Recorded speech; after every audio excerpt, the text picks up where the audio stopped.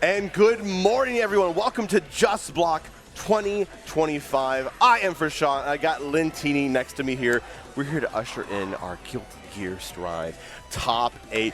Just Block has gone big here at Highline Community College. It's great to be back in this venue. We have a lot of history here, of course, being at Northwest Majors. We've had bonus round as well. And now we're here to usher in who's going to crown to be the best in the P&W. I think that's what's on the line here today. Yeah, this is a big event. Super exciting to see the amount of talent that has been coming out to this.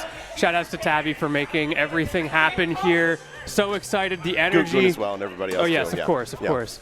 I know that we're still filtering in for the day, but being in here yesterday, it was standing room only, which was super cool. I was trying to navigate through the setups in the back earlier. Yeah. It was like I could not get from point A to point B in the actual, like, I don't know, the pit of the event, which was pretty cool to see. I love that kind of energy here in 2025, that these games are still going so strong. Yeah, it's super nostalgic for me.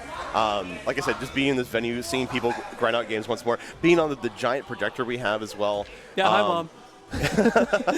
we have, like you said, a variety of games, of course. We mostly anime games and Air Dashers, of course, Tekken as well. Yeah. We got City of the Wolves also happening, which we're going to see you later pretty on. Cool. Yeah, double helping in this guy. But yeah, Just Block, we got a great top 8 here for. Let's take a look at it here. I think we're going to be starting at losers just because we're waiting on, I think, a winners contestant to show up here. You know, classic. Strive players. Right. But let's take a look at it. So we got Boat and Negative Ellie. Now, Boat, of course, your resident Baiken. Dare I say the best in the P&W, right? Ooh, I think you do dare say. I do dare say. And Negative Ellie, she is, of course, one of the best Zatos to do it out there.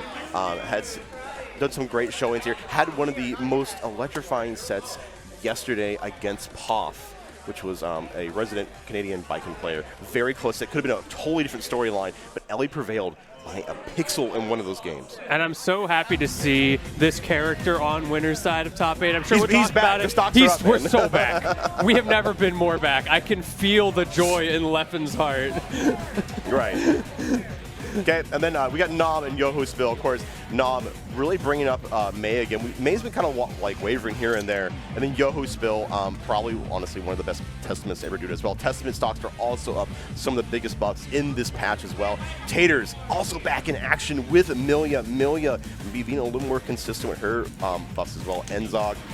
I want you guys to pay attention. If you've not watched Enzog, not just like how he plays his Bedman, but how he plays and how he pop-offs mid-set. What a character. And then Ticklememour, what could be said? This player has been doing it big since the get-go here, one of your slashback champions. And then N-Sharp, I had to call the Traveler, right? He's coming from Canada. He goes to California to get action, to get experience, and now he's here in Seattle at Just Block. Yeah, bro's just a gamer. Super excited to see. So yeah, that's going to be our top 8. As you mentioned, we are starting on loser's side, giving those winner side players a little bit more time to work with, and it looks like we are ready to go here. We got the plushies. Okay. Yeah, let's go. So we got everybody's fly. We got the hats going on, everything here. Taters and Enzog. What did I say about Enzog? What did I say about Enzog? Okay. The drip, the swag. All right. All right, my man looking a little dandy. Are you sure about that character choice? Oh, man. But yes. Taters, of course, not to be outdone too, definitely has the drip in tow. So we're going drip for drip, band for band here. Millia versus Bedman going at it. So kind of just to set the tone for this matchup, right? We have a character that just has, is a whirling ball of hitboxes, right? Being Bedman. Enzog is so good about using the 8-way air float to kind of cross up a lot of the times. Millia, of course, made of paper, has the mobility to keep up, right? But she has to watch out for like the lockdown pressure that Bedman like installs. Bedman's also just so rare. Yes, so trying to get matchup experience against this character can be really tricky. With things like that 8-way air dash you talked about, something that, from just a timing perspective, can really throw you off guard because you're not ready for that specific mix-up. Yeah, well, I'm here to see what Taters Millia has in store in here. So, like, the big thing you're going to look out here for in this patch, too, is that Millia gets a lot of conversion now off of her S-Disc. If she uses her command dash into S-Disc, she gets the momentum to combo into close slash, which allows her to corner carry a lot more, and that's super valuable. Also, the biggest thing Guilty Gear players have been asking for, since, like, the history of Guilty Gear, is to get rid of the stagger button. Right? That has also been taken away. So now you just have stagger options. And so now the Artemis, the bird, the straw kick. Bro is thinking, acting like he's gonna play Queen Dizzy. All right. Pick your Bedman. I won't think we'll see any side characters here today. I think we're going to go with the tried and true. But yeah, both these characters have gotten some quality of life for sure. You know, but we're in losers here, so only one can take it. I'm so excited. Yeah, Enzog, you were talking him up to me before even the stream, the energy that this player is bringing to the stream. Already excited to see how this is going to go, and I'm really excited for this matchup because honestly, I can't say that I've ever analyzed this matchup before. It's a little bit of a rare one, right? It's pretty uncommon. The reps for these characters are far and few between, but like if you are playing these characters, you know they play them for real, especially when we're deep into this meta here. Yep. Guilty Gear Strive. Let's get going for our top 8 bracket with our first match between Taters and Enzog. All right, time to blame the beasts. Let's get into this. I am so hyped. What do you think round start's going to be? The round starts to be so we mashing? important. I think we're mashing. We mashing? I think we mashing. I feel like we're mashing. We might disengage. Who knows? I love to be wrong. They're thinking about it though. Like, let me ice out my opponent a little bit. They're not gonna be ready for the button press. Let's see here. We're letting the intros rock. Let's go with duel 1. Oh wow. Okay, pretty respectful. Good start from Taters. Just a basic pressure string there, able to get Enzog already down into the corner, and we see those mix-ups, not just the air stall, but the cross-up into the big counter hit, and there is most of your life bar gone.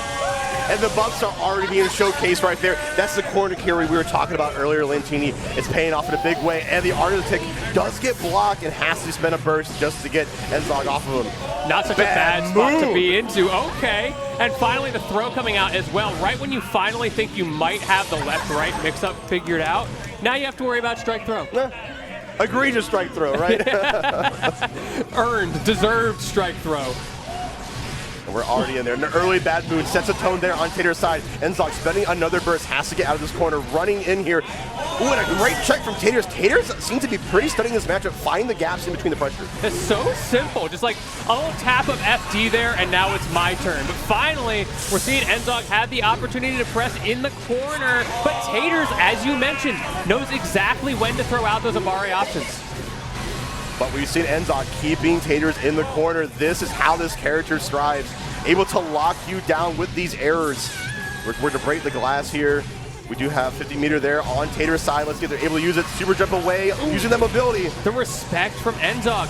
Every single time now we've seen so far has been so defensive on those round starts or on those wall break starts, trying to bait Taters into something unsafe, and there is that lack of safety. Taters has been taking to the sky over and over, and that time around, Enzog was ready for it with that anti-air. There we go, Enzog already setting the pace there. I like the use of holding onto these errors just to cancel into, psyching out Taters. We're seeing Taters, the risk is building up in there and here. Risk did get changed in a big way, but it still does a chunk of damage on single hits. There's that disc, Oki, and look what it leads into, another wall break. Another opportunity for Taters to press the advantage, and now we are swinging. And we have so much meter on Tater's side. Will they get a chance to use it? As I say that, PRC slingshot by Enzog. The burst is gone. Now it's Tater's turn. Hopefully get some pressure going. Just watching that stagger pressure. Patience from Taters now. Stepping back, trying to create this opportunity for the cross-ups. There's the throw, the back with the PRC. So many things to follow, and that is going to be game number 1 for Taters. Man, we have got some fans in the crowd of Taters. That was such a clean mix-up there at the end, just using the command dash to go through on the H disc. And the hat is off by Enzog. Wow. Okay. Ooh, the relic has been dispatched.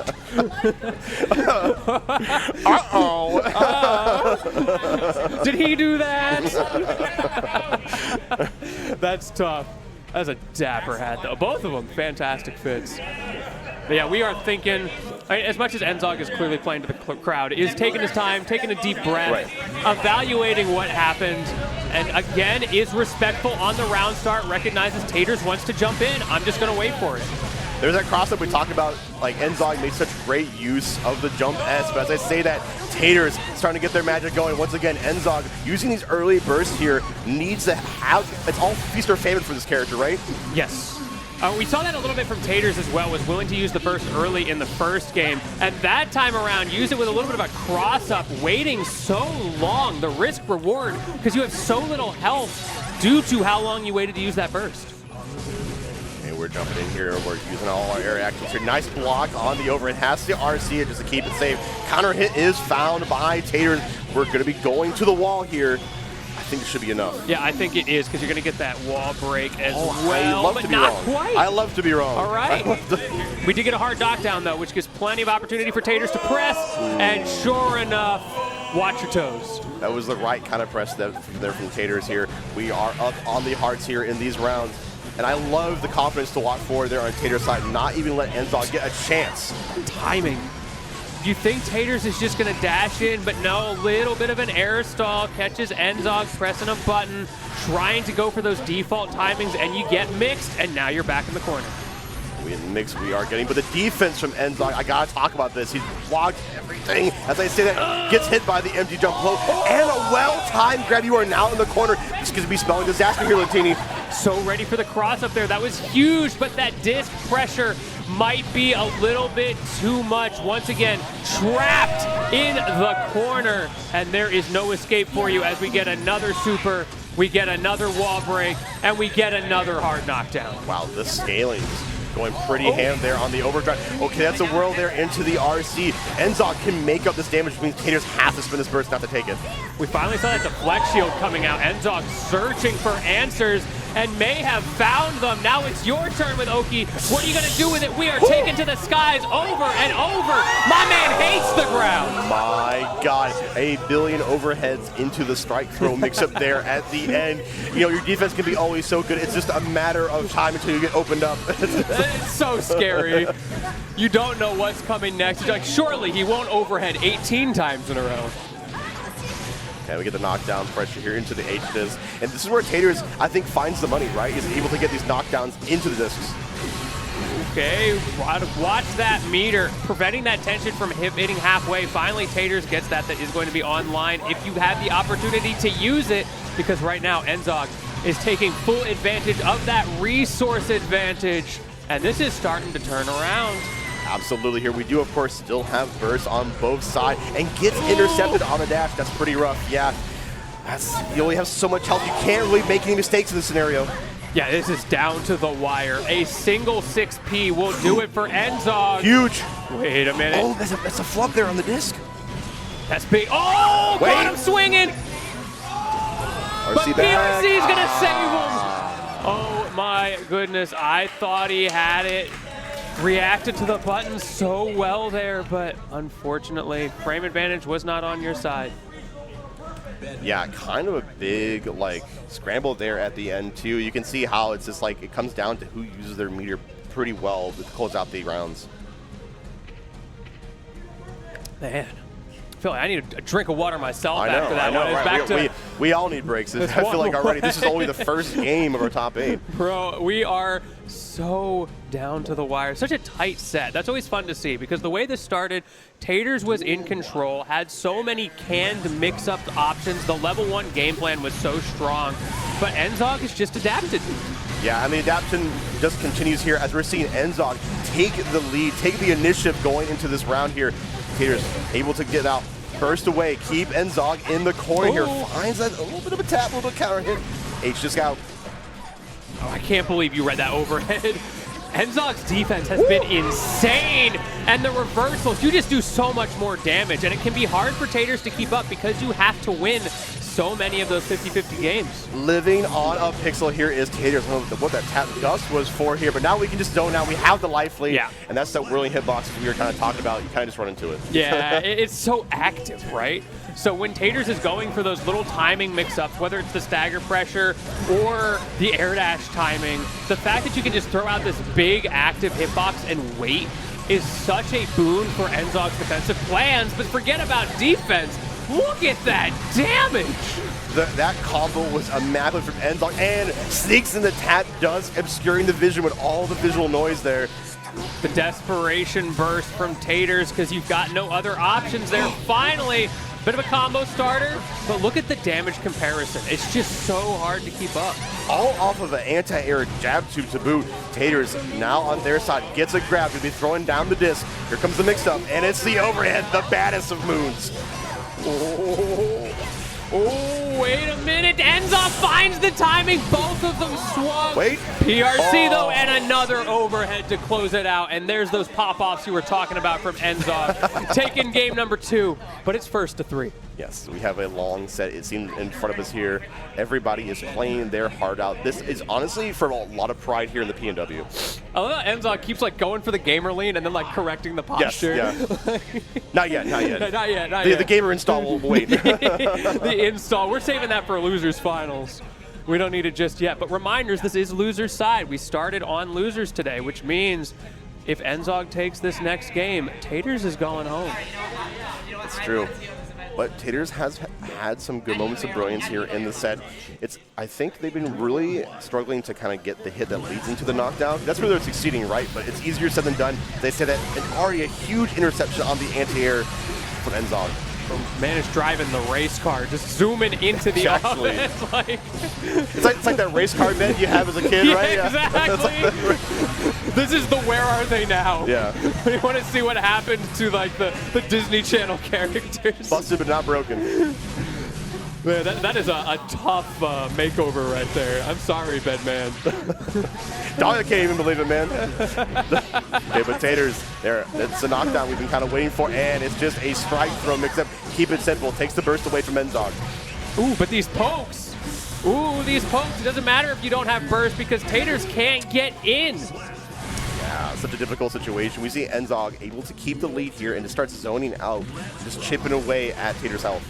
That is also making it really hard for Taters to get the mix-up game going. That thing that we talked about that was so strong, that is netting you an Oki advantage right now. The problem is it takes so much life resource to get in every time. Yeah, Enzog really calculates the risk reward, knows exactly when to mash. Oh my goodness. And the tap dust once again, old reliable. Ooh. Great blocks out. We're going high and ooh, and a dash in from Taters. You see the attempted bait there from Enzog, the empty jump into FD, but Taters didn't swing when you wanted him to.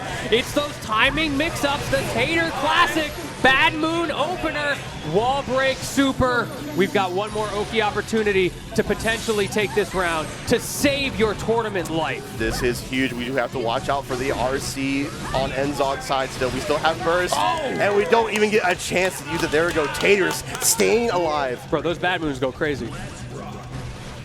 It's a fast overhead, man. It's so good. You saw how big Bedman's head is? Speaking of head, it's falling off. Yeah, those headshots got to be like extra crispy against this character. Okay, force the burst. I like to use the command dash to get through the zoning too. We're starting to adapt slowly. We talked about that earlier in the set.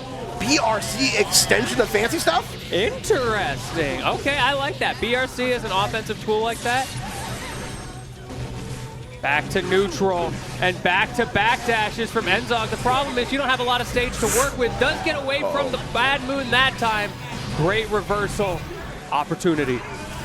Okay, we're back in that scramble situation there, Lucchini, but the Bad Moon, it keeps working over and over again. It's so gross. Into the hair car as well to close it out. And you can see Enzog feeling the pressure. Nothing you can do but laugh it off. Taters staying in this here. This is such an electrifying match from the get-go.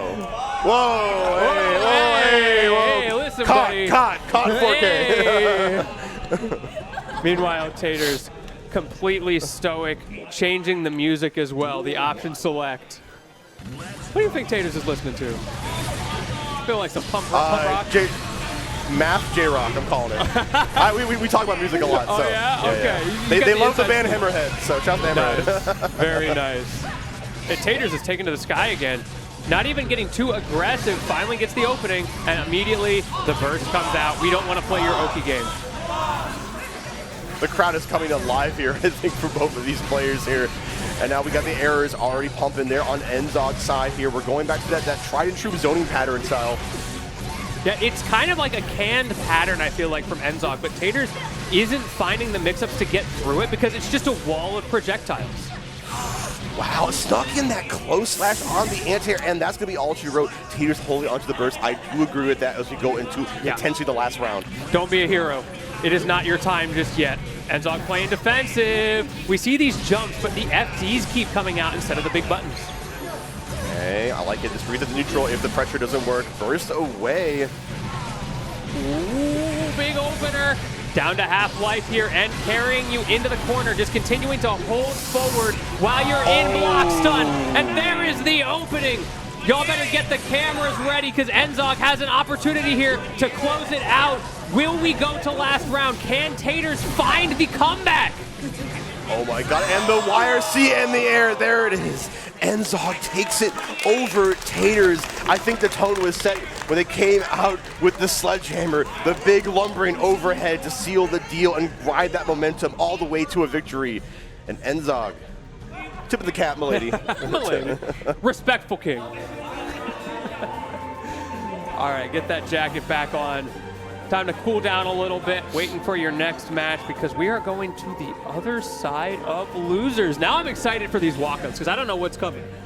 I feel like anything could happen with the way Enzog started this whole thing out. Bedman mains, shaking hands, like, well done, well done. Yeah, well, GG's. I played well.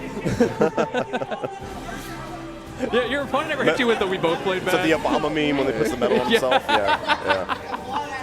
He's got two characters, right? Yeah. Is Bedman just like kind of a summon puppet character when you think about it? With Dahlia? Yeah, I don't want to think about it too hard. Don't think about it too hard. Think about it just a little bit. Man, what a fun set. Absolute fun set. Only the first set here in our Guilty Gear Top 8 here at Just Block 2025. And I believe we're going to be trucking here through losers. Since we had our winners contestant show up. So we should be seeing N-Sharp and Ticklememour. I believe so. No. Yes, we are. Yes, we are. Okay. So, yeah, we do have, Ticklememour and N-Sharp. Ticklememour, of course, one of the best to ever do it here in the P&W's history. And if N-Sharp has the Anji fan, so you know what it is here. I can talk about this player traveling, has tons of experience. Now, Anji coming into this, the big thing that they kind of hit is the fish, right? Now, the fish off the spin is no longer plus on block. So that whole situation is a lot less dubious, right? So we'll see how, N-Sharp adapts. But the big thing is, they took away one pressure tool, gave him another one. The crouch H button is now super plus. Long startup, but we'll see how they use it, how they apply it. I love when games give you options like that. Like a very long startup, but you get a lot of reward off of it, which really makes the Abare game more interesting on both sides. Because you've got that added layer of rock, paper, scissors in the offensive. I can reset my offense, I can get plus frames, but I have to predict that you are not going to press. It's tough. It's so scary to press now when people are so optimized in their pressure and their combo game. 2.0 is on the horizon next year here, so everyone's, I think, trying to get that crown here. Yeah, going in for 1.0. The king or queen of 1.0. You get to carry that forever. Right. Of course, Ticklememour going to be going with, not much to call about. There's only two big things. Her H button moves forward a little bit, which is valuable, I think, in footsies. But also, Mad Love, the new move she got, is more of a sledgehammer type of move, has long startup here, and you can check it a lot more with anti-airs, but it gets big reward. So, big risk, big It's reward. another one of those cases, right? Like, when do your Abares come out? In this case, it's more of a, I guess the anti-air is your pseudo-Abare It's in more that of a knowledge case. check now, right? Because it's think of it like let's use a Street Fighter term, like a DI, like almost in a way. Okay. It's coming at you, up in the air, without armor. Yeah. You catch my vibe. But you're Eno, so like, speaking of vibes, everybody's scared of you in the air no matter what. We're going already here. Where's that camera coming from? Wait a minute. What's going on up here? I'm also curious. My man's up in the rafters. We got the eye in the sky. All right, we're on to get up to the ropes here. Ticklememour and N-Sharp wasting no time here. He says, you're looking up when you should be looking at the screen. What you looking away for? N-Sharp's slowing it down. Ticklememour now playing a little more patient. And I think we've got a button issue. Is that the craziest button check we've ever seen? Yeah. Did we get mixed? One of them might have not realized it was a button check. They might have gotten mixed too. Are we taking that? We'll just assume. Like, what's happening with that? Yeah, I don't think we're taking that. No, okay. Ooh, my man risen up the camera. We got so many camera angles here. This is crazy. Shouts to Tempest Streams doing it big there on the production side. True. I'm still thinking about that raptor shot. Looking back here, I don't see anybody up there. Where are you at? The bandit in the skies. All right. I think we're going to be getting it for sure this time. One. Just one. Just one. That's all we need. Or like 3 in this case. Oh, but of course, yes. We are going to be getting the intros. Yeah, You'll that's love why to they see them reset. played out. We don't see them enough, I feel. Damn, she's cool. She's so cool. Even her hat has sunglasses. That's how cool she is. All right, here we go. The battle between Ticklememour and Sharp. We'll start here, and an early overhead there on the Fujin. Pretty uncharacteristic from N-Sharp, but didn't get fully punished for it, I feel. Yeah, just letting you know that we got those. Both of them, speaking of early, both using their burst immediately. Spin to win, though, baby. Something's never changed. Set up the butterfly. Okay, I think the experience is already starting to show there on N-Sharp's here. Just the movement, but also these really uncharacteristic overheads coming out from N-Sharp. Not going to do you any favors.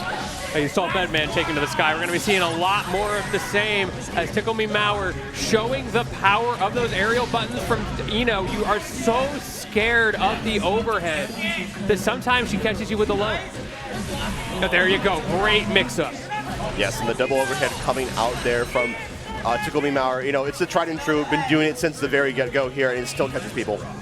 I mean, it's not even like a knowledge check, right? No. It's just, am I going to go high? Am I going to go low? This character has such unique ways of creating that guessing game, and it is so skewed in her favor. Yeah, the strength of this character is pretty much evergreen, it seems, here as Ticklememour gets checked. That's that check we were kind of talking about, the Abari pressure, right? But now it is N-Sharp's turn. Now you get to play your strike throw game, trying to space out, but Ticklememour found the perfect timing, counter hit, instant burst. Oh my god, huge counter hit. And if we know one thing about Anji, he does mad damage with the Sonic Fan. All right, hard knockdown, N-Sharp. What are you going to do with it? Just walks up slowly and lows. But Ticklememour with the reaction goes low themselves, stroking that big tree, catching you jumping, set up the fireball, and finds the anti-air. Whoa, almost converted. Oh, that would have been a sick conversion. Unfortunately, got the side swap there at the end. It seemed like Ticklememour was poised to take that, but N-Sharp cleans it up. What an unfortunate drop there from Ticklememour. Boom. But you can't be too deterred. Immediately finds the counter hit, tries to stop the pressure, but N-Sharp shutting it down. Okay, keeping that distance there. The double Fujin action. Ooh. Okay, reset the situation. This did not work out super well for you last time with that run up low. Let's see if N-Sharp tries something new. We'll kind of see, goes for the strike against here, but Ticklememour not letting the overdrive rip this time in the meaty. I respect that. I mean, it's one of those things that if you do get checked for it, you get punished so hard. So the risk-reward, I think, isn't worth it to go for it twice in a row. Sure. Oh my god, there we go. The overdrive in the air just to catch the 2S here, and goes low with a slingshot. Ticklememour. Insane reads from Ticklememour. We were talking about why you wouldn't go for a super again. So just waits half a beat, and then next time you have the opportunity, I know you're gonna press. Let me get some iframes.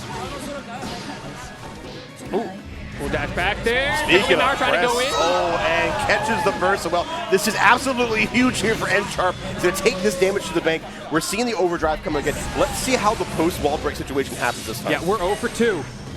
This is supposed to be your advantage, and it looks like we're finally going to find it. Just some basic strike mix-ups, but Ticklememour finds the throw. Hold on. Oh, no.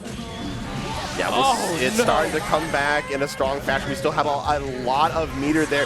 Okay, the counter got baited out, but the anti-air coming out. N-Sharp ready for everything.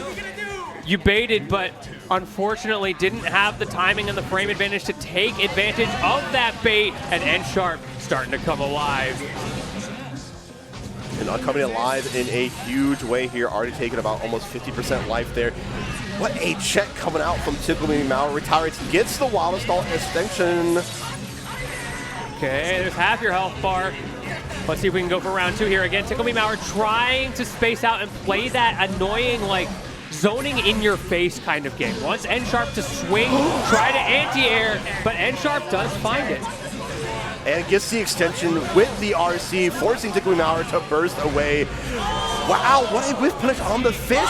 Ooh, and you just spent your burst, which means you no longer have it to save you from this RRC extension.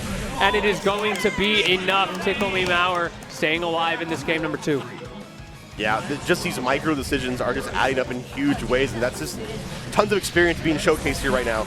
Ooh, that multi-hit projectile so active, making N-Sharp so vulnerable in that scenario. Ooh, I love the air attack. Throw those fans. Whiff punish with the Fujin here, continues the strike throw pressure, and the overhead gets the knockdown. Plus frames abound. Okay, Ticklememour finding the block option that time, but you get countered. Gives N-Sharp another opportunity to hold advantage. Gets the combo started. Can you convert? Does not drop it this time. It seems so difficult, it feels like, for Ticklememour because N-Sharp is so on point with their anti-air games that they're able to convert huge damage off of it.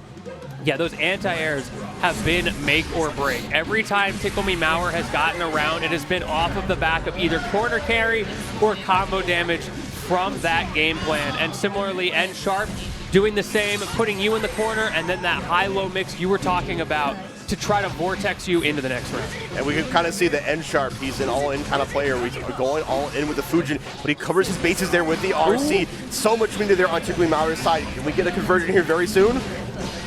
Ooh, just a miss there. A little droppable. Bit of a drop, but it's okay. We recover that good old-fashioned American reset, and the PRC closing it out. Yeah. Well, Ticklememour finds a way. Ooh, okay. Not sure, you know. What a round start. Yeah, trying to go for a preventive button, but Ticklememour was ready for the whiff punish. Ooh, okay. Deflect shield gonna get you off, but not for long. Ticklememour playing hopscotch, slowly advancing towards you, making it so hard for N-Sharp to find an opening, and there's the opening from Ticklememour. Those air-to-ground game plans, so strong. Okay, burst still there on N-Sharp's side here. He's going to have to find a good chance to use it. Already use it away just to get some neutral space. The note is out. PRC in just to close the gap. We're jumping right in here. Oh, I love the air movement coming out from Ticklememour and finds the jump slash. There it is. It's so easy to look at that and be like, bro, he's just jumping at you. Anti-air, 6P, do something. With a giant guitar on your face, man. Yeah, exactly. I wish it was that simple. Yeah. But rock concert's still looking kind of crazy, I'll tell you that much. Ticklememour on another aggressive round start. Those aggressive round starts working so well. Nice, huge counter hit on the 5H there. Immediately sending out the note. Ticklememour finds a conversion of their own. Man, my man is moving here with the Fujin. Ooh, okay. Burst to even up the resources, but Ticklememour is winning these neutral interactions more and more frequently. That air-to-ground mix-up timing is becoming increasingly difficult for N-Sharp to deal with. It absolutely is. I'm liking the double jump stall, using the jump D as well here. It's so difficult when you have the life lead against Ticklememour here. You have to take big risks, and you get hit with the classic once more on the dome. All right. And we saw the big risk right there. N-Sharp going for that high jump in, trying to bait something out, and Ticklememour just waited. Ooh, looking a little dubious there on the mid-range. Nice. Huge. Yeah, okay. If N-Sharp can find another counter hit, and they can potentially get an overdrive. Oh, they might want to keep him in the corner, though. It's forcing Ticklememour to use this FD. That tension gauge looking extremely low right now. You are out of defensive resources, and that is going to be it. I like the strategy change up from N-Sharp. Instead of going for the immediate wall break, kept getting these resets. Make sure they stay in the corner. Do not reset neutral against Ticklememour. True. We've been seeing the fruits of that labor for sure. Every time you get into neutral, it feels like Ticklememour is so comfortable, but maybe a little bit uncomfortable there, possibly a missed input, sending you into an awkward, extremely punishable spot, forcing out that burst and forcing you back into a neutral situation that is in N-Sharp's favor because of that resource advantage. And the resource advantage is definitely on N-Sharp's side here as they keep finding counter hit after counter hit just to get another on the board. 2-2 apiece between these two great players. Just when we thought it might be over, We're seeing that Ticklememour game plan starting to really shine. The mix-up game, forcing N-Sharp into risky scenarios, like you pointed out.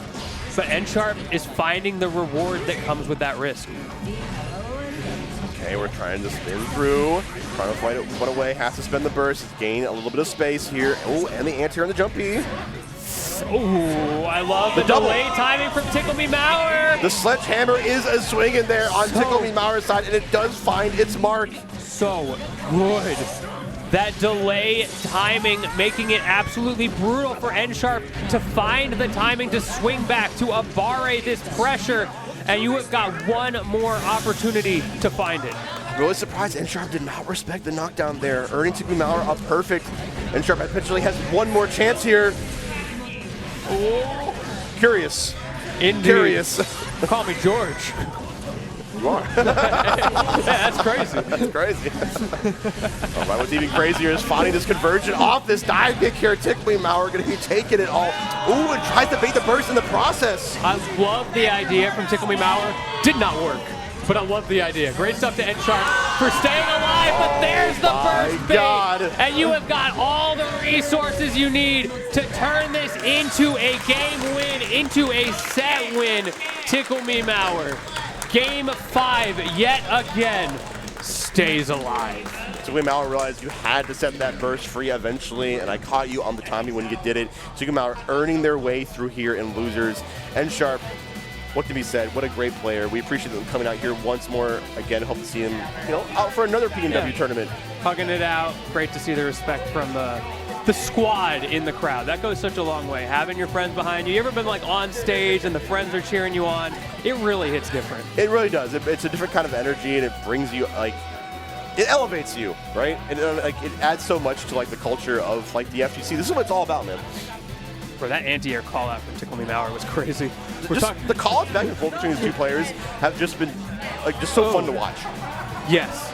And the way Ticklememour saves that low as well. It's just overhead, overhead, overhead, overhead. And when you finally get comfortable walking backwards for just a second to give yourself space, that's when the low comes out. All right, here we go. This is one of the big enchiladas of today, George. Oh, tell me what we got coming up. We got Boat. We got negative Ellie. Boat, be like, forget what you heard. I've been here for years, my bike. True. Right? Negative Ellie. The E stands for eat your heart out. I'm the best Zato around.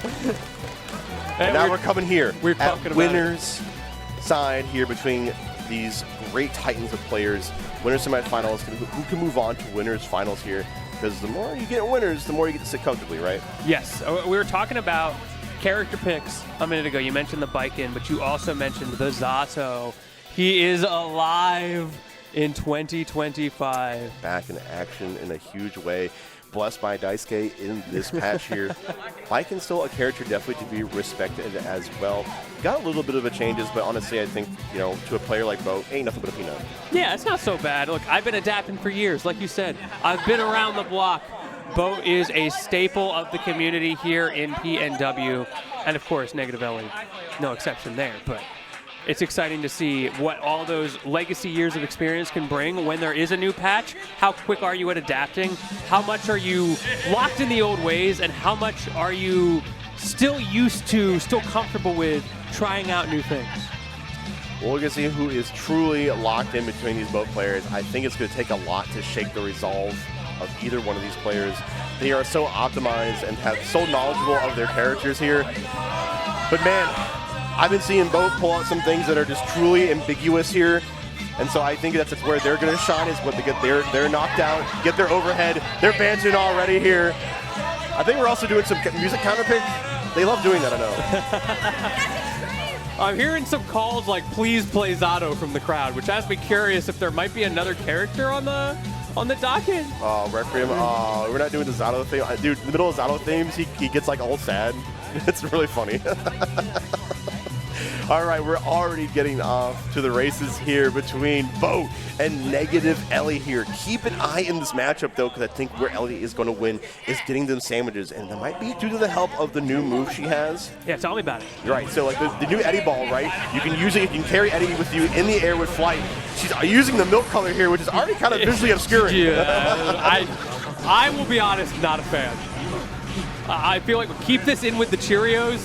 Get it out of my stride. It's so grody. All right, and there we go. Yeah, a good use of the Tommy mat here, using the active hitbox just to snipe Eddie out. It's going to be so huge. Ride the surfboard. The pressure is already mounting. Negative Ellie showing us what we can do with this character. Such a flashy animation, too. I saw a shark in the crowd here, but Zato bringing out a shark of their own. Negative Ellie taking the lead. Is that left shark or right shark? I guess we're going to find out. We're Carrie Perry posting here. Either way, I'm wide awake. Yeah, and you gotta be wide awake because you're getting hit, blessed by the Tommy, and you're attached at the hip. Thanks to the Kabari here, gets a knockdown, and the overhead like we were talking about. Lentini rears its ugly head, and Boat evens it up with a perfect. Yeah, you thought you were in control, but you forgot who you were talking about. This is a California girl right here. And we partying. Ooh, Frog coming out, and also the parry on both sides. Big hit, counter hit on the tatami mat. Gonna get the knockdown one more time. Goes low this time. We're mixing them up. We're blending. I love a good old-fashioned high-low game plan. It's really been a game of whoever gets in just runs the round. For the first time, we're seeing a swing back. It is Negative Ellie finding an opening, resetting the neutral, and the commitment on the PRC to create this pressure. But can you convert? Oh. And you convert. I think we're trying to bait out a burst situation, but that allowed Boat to gain a little bit of space here. Keeps checking with the invite, held the opposes out. I like the double jump. You got a little bit of space, and you are running with it. Boat is back in this round, so back and forth. Oh no, and the drop there, the YRC pushing back, giving it a chance for Negative Ellie to push out Eddie once more here. Yeah, that's so good for a character like this that needs that space to set up. But will that YRC be the thing that gets you the round of dust? Wow, and both players can't believe it there. That should have been Boat's game there, but the unfortunate drop earlier in the game gave Negative Ellie the credence just to sneak right in and take that game. Ending it out with a dust and starting it with the instant burst. Negative Ellie getting screen space, but Boat manages to get back in. That Eddie meter is depleted, finally back on the line, but we get the opportunity to use it? No. Boat making great use of this jump S just to make sure that Zato can't fly freely. Ooh, are we flying? Unfortunately, that was a crash landing right there, and look at how much damage it's going to do. The passengers in the back suffering right now. Yeah, I know, right? We're two passengers here getting hit, but we're putting in the Shark Tank, no deal. I'm not about it. That one is not for me. PRC putting Negative Ellie in such an awkward situation there, flying high in the skies and crashing back down to earth once again. This test program not working out too well. Looking awfully curved. Okay, I said no deal, but I'm not out here. Boat starting off in a big way on the round start. Takes a chunk of damage, ripping through the paper skin that Zato is made of. Yeah. Okay, that we got started, but Boat is able to break out, has the resources. Negative Ellie saving that burst gauge, but you might not get much use off of it with how low your health is. And catches them low here. Negative Ellie gonna ride the screen space here, gonna put the sword in stone. Black Hole Sun, won't you come? Ooh, goes for the dust again, okay. Okay. That's gonna get a lot more Eddie gauge back here to continue the pressure and the fake out into the throw here. One more chance for Bo. They're kind of scrambling, trying to get clap hands. Roll and clap him. Put the sword in. How did Bo even live that long? That was just a masterclass of pressure. Did you hear that from the crowd? Crowd's like, y'all complaining about Bedman? You see what's happening? Ooh, the BR, the blue water salt extension there from Negative Ellie.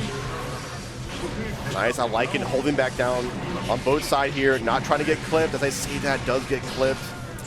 And Negative Ellie is just forcing out so much usage of that FD on both sides, which is absolutely destroying that tension buildup. Oh. Oh yeah, you got it. Yeah, Negative Ellie just seems on point now to over Boat. Boat has been representing like these fuzzy options between like fuzzy jump and fuzzy mash, but it just seems like Ellie is just one timing ahead. Well, they are mashing between games. You see that? Cut to the player cam. No breaks either. I'm surprised. No breather. They are going in Add a W key to my controller because I want to hold forward even harder. Big counter hit bursting out that burst. Ooh, I like the instant stall there on the flight, but Boat able to find the Kabaris, attach him at the hip. Play some ping pong. Yeah, try and use the flight just to time it out, burst away. And it's so scary for Zato because he wants nothing more than to create space to get Eddie started, but managed to find it. Yeah. Okay, overdrive once more, gonna be putting down the summon. There it is, using the Piers. And another Tat Dust. If it works the first time, why not try it again? If at first you succeed again. Double down. Yeah, but all in black, you know? This black champ looking pretty good. Oh, 6B coming out there from negative Ellie, and now the sandwich pressure coming out here. You thought the rope was on your side? I'm using it to my advantage. That's a sleeper agent right there. It has activated in negative Ellie's favor, and we are back in the Zato pressure string. Most definitely here. We do have a little bit of meter left. We're going to use it to BRC forward, take our turn back. Now let's see if Boat can get a chance. Gets to the throw conversion. You'll love to see it. Yeah, roping you into her game plan. That is for sure. Not able to get enough to really secure this round, though. Oh, double PRC? No way. Bro. No way. There was multiple flubs in a way, but Ellie did the undo button. Wow. That was a wild ending. It definitely was there, but shoutouts to Ellie taking it in a strong way here. Going to be moving on to winners finals. Yeah, that undo button just multiple times at the end. It's kind of like you're kind of deer in the headlights. It's like, oh, I can press. No, you can't. Unfortunately not. Or maybe you pressed a little bit too late. Yeah, I want to get a catch of that replay right at the end. There's so much to look at what happened in that situation. But overall, I feel like negative Ellie was just more clean today, more on point. Yeah. You talked about the holding forward, the no time between rounds, and I wonder if that could have been a factor. When negative Ellie already has that momentum, if you're just running right back in, it's very easy to keep it. Yeah, hitting some great conversions there on Ellie's side, especially when like in that sandwich pressure like we were talking about, as it says right here. And that was that mess up. We went for a tap dust, and we kind of messed up on our throw, had a PRC there at the end. But, you know, the command grab was kind of the star of the show. We saw it so many times, able to give Ellie so much resources back to keep the pressure going. But we got to keep going here with a new duo here on our Guilty Gear Scribe top 8 for Just Block. Yeah, we're getting to see our last two players. It's going to be Nom and YoHoSpill. That's right. Yeah, we have our resident May player versus our resident Testament player. Now, I think we talked about it before this this block here, George.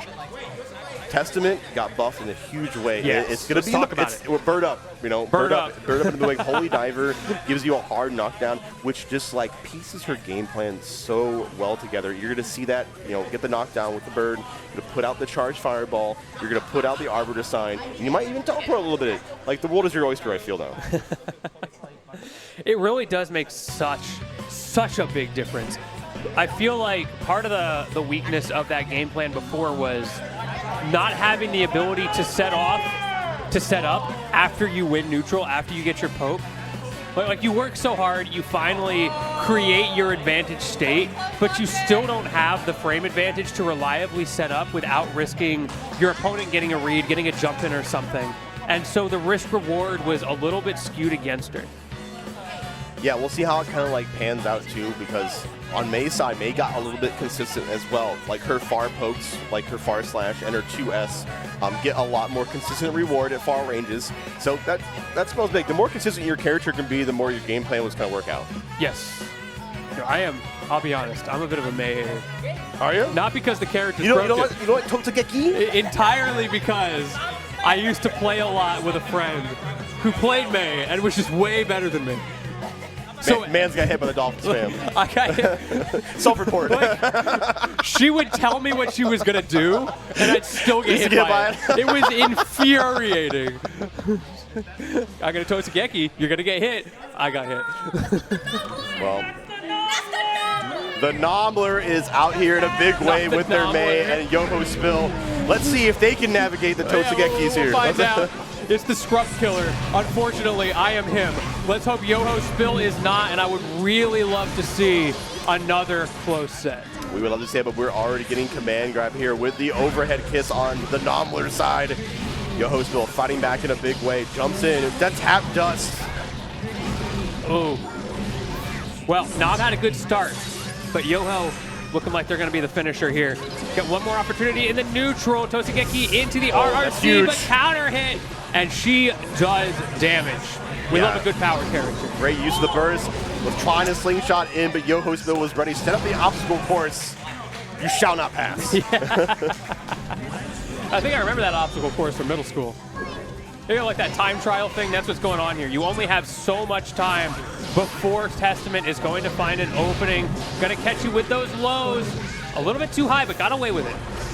All right, well, time is of the essence as Nom has to make up some damage, and they're going to make it up here with the RC confirmed. Going to be taking YoHoSpill to the wall, finds another one, and going to break the wall in the process. Get some positive. Ooh, oh! The Arbiter side, man. Caught you walking. What you walking for? Yeah, you got to watch your toes.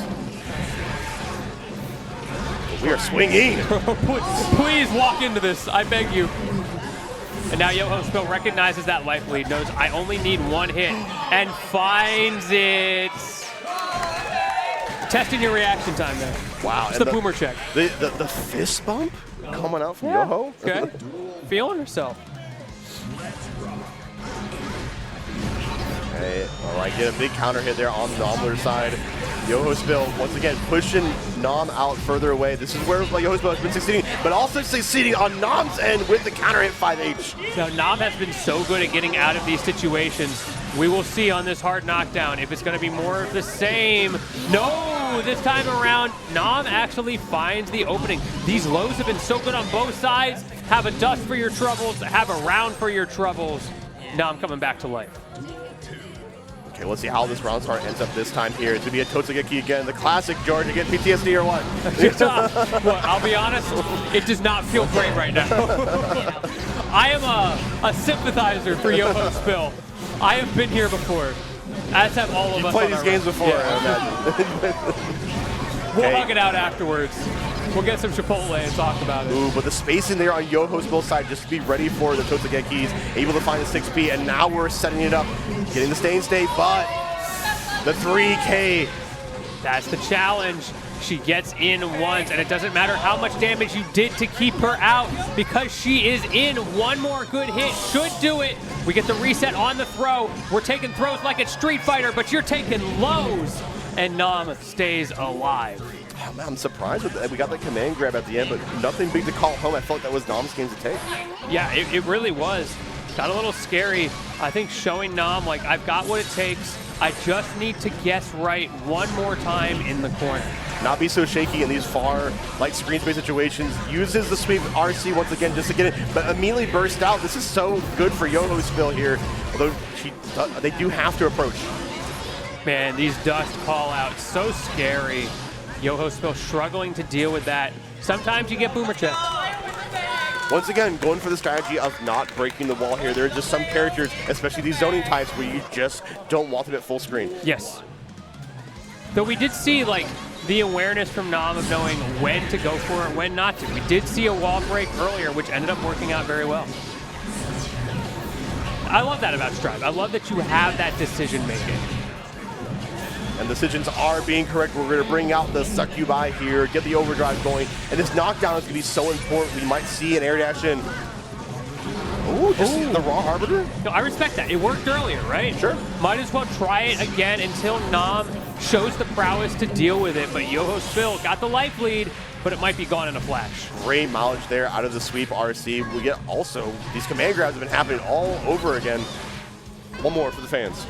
Pro chat saying Testament counterplay is looking at the screen. I don't know, bro. I don't know. With the way that YoHoSpill is playing, adapting so well, creating so many things to keep on your mental stats, right? That's caught him mid-air and is able to convert. Let me just slow down time real quick. Yeah, let's observe. Let's take a breather. We Don't really react. we are the Flash right now. Okay, double check with the low, goes for the sweep, gets it, forces the burst. Nom with that aggressive burst, gonna keep you in the corner, forcing YoHoSpill to swing out again and mistimes the throw. Fantastic stuff coming up here from Nom already, taking a chunk out of YoHoSpill. Oh, that was kind of signs of life there. YoHoSpill starting to press in uncharacteristic situations. Now let's see that patented mix-up game from YoHoSpill. Okay, starting to find some openings. There you go. You're thinking about so many things at the same time on defense that little teleport in low is not going to be checked in time. Oh, and the stain pop as well. This is so huge. I'm curious to see the scaling. I think, yeah, it's going to scale. So, okay, one more chance here for Nom. But it's down to the wire and just the dash up throw. I like it. Keep it simple, right? We talked about it earlier. The arbiters were being used after post wall break here. Why not mix it up a little bit? Yeah.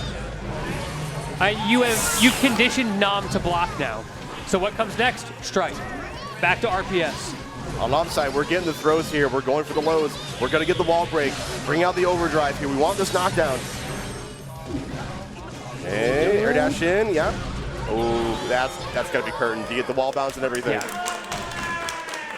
Ooh, and the pop up. Let's go. They're Nom. both feeling themselves. They're both feeling themselves. You got to advocate for yourself. Yeah, right? for sure. I feel it. I feel like it goes such a long way being confident in a matchup like this on both sides because your opponent has so many overwhelming pressure and mix options. Testament's more at like full screen chipping you out with those zoning options, and May, of course, when she gets you in the corner. So being confident that I am going to make a read here, I am going to press this button, because the moment you hesitate, you lose the opportunity to play RPS at all. Yeah, hesitation marks you pretty fully here, but I don't know. But maybe we should hesitate a little bit on this character choice. I don't know. Yeah, you're not feeling it? I'm such a big fan of their Testament, but they're going to go for the Leo. They're going to go for it. Even Yoho is like kind of cringing a little bit, like, I don't know about this. Maybe you have to make something happen here, right? Like, you are in, of course, winner's side, so maybe you can play a little bit of games. Test the water, we'll find out. This is a risk. It's been a while since Leo has been in the limelight, right? This character was everywhere here, and they're back. You think Leo's warmed up? Has YoHo played this character this weekend? Such a different archetype, right? Right. Well, we will see. If nothing else, like, that different archetype can get your opponent off guard, because suddenly all of their download of you can just be gone. But I think there's one thing that we can't say about YoHoSpill. We're fighting fire with fire, aggression with aggression. Ooh, DP, get off me. We've got those now. You gotta respect it. You gotta respect it. That might be the difference, is having a reversal like that just to break through Nom's pressure. But Nom doing the same old song and dance.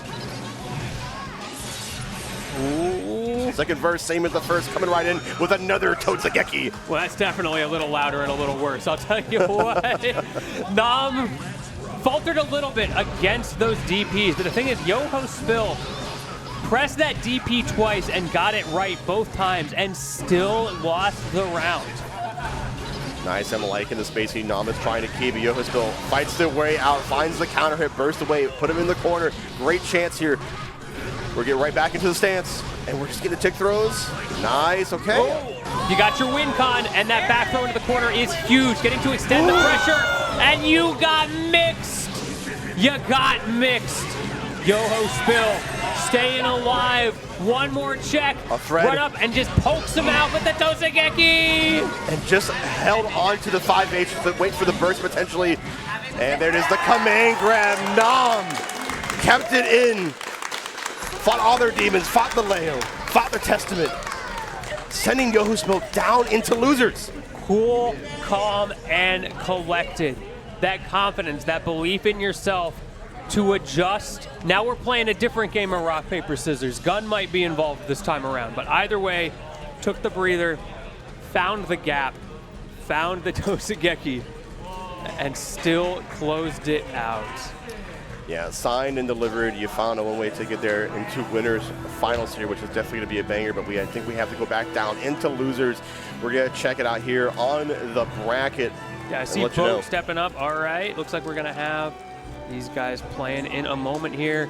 I'm always excited for the losers rounds. I feel like things like that Leo pick, like, it matters on winner's side, but as you pointed out, like, we're trying stuff. We're looking to the future. This is winner's side. We still got a chance if we get this wrong. That will not be the case in this next match. Yeah, all things said, that I don't think the Leo was as bad as a pick that I was kind of worried about, right? They kind of they kind of proved me wrong, and it was doing some work here, you know, and maybe that's something you need. Sometimes you need some counter picks to shake things up. Yo, chat's right. They do got to nerf Elfelt more. Bro. Nerf Greninja. Bro, the week Elfelt came out, I went to a local that had a 1-button bracket. Oh, really? And no one knew the counterplay to Elfelt yet because she was the Rekka? she'd actually been God. out for like 1 day. Yeah. And so people picked Elfelt and just used the Rekka forever. It was so bad. It was definitely the thing she did for sure. She's not going to make an appearance here today, as we do have Ticklememour and Boke coming up here with the Baiken and the, I think, no button check here. We're already getting off to it. But we think. We haven't proven it yet. I know. Never mind. I don't trust I don't trust like that. It's. I just don't trust like that. No, this is a button check. This is a button check. Trust. Trust is a button check. Trust. You got to believe in it.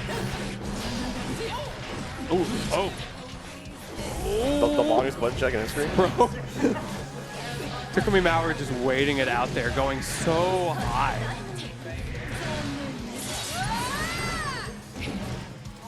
Oh, that soundbite. Ah! They're like half playing this for real. I'm so confused. Like, I was memeing about a button check. This is like a real round, right? Right? I don't understand. Well, we have clarity. We have clairvoyance here, as that absolutely was the first round there, Lindsay. Hindsight is 2020 here, and we're looking ahead into the future as we're getting Ticklememour with a great knockdown here, taking the burst away from Boke. Ooh. Broke the big tree. Just a little reminder that we've got those neutral skips. You got to be so careful. And speaking of careful, Boke carefully navigating that offense, finding a way in, forcing the knockdown on Bo, and finds the opening. Oh, that's the Ticklememour special right there. You saw the parry out too. If it was just a little bit more on time, might have been a big difference, but the overdrive sneaking through. Ticklememour has done that twice now against 2 different opponents. That stagger super in the corner. Instead of delay pressure, just wait for your opponent to swing back, use the super armor through it.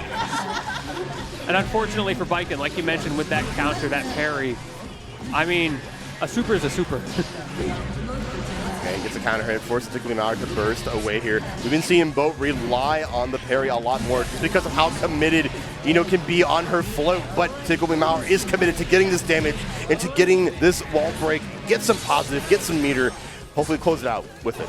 See if we can go 2 for 2 here. No, this time Bo is actually the aggressor off of that knockdown. Not deterred, YRC break up the pressure, but Bo is the one who finds the opening. Great answer back though from Ticklememour. One of the best characters to use that deflect shield into the stroke, right? It's such a jump scare, if you will. Yeah, it's super relatively uncommon option that can really catch people off guard, I think, on their pressure swings, catch you swinging, and then it creates a free whip punch. Okay, we're back in action here. Got a little stuff there with the Kabari. We're trying to get attached to the hip once more time. Ooh, play the high-low minigame. Yeah, accounting for the parry as well.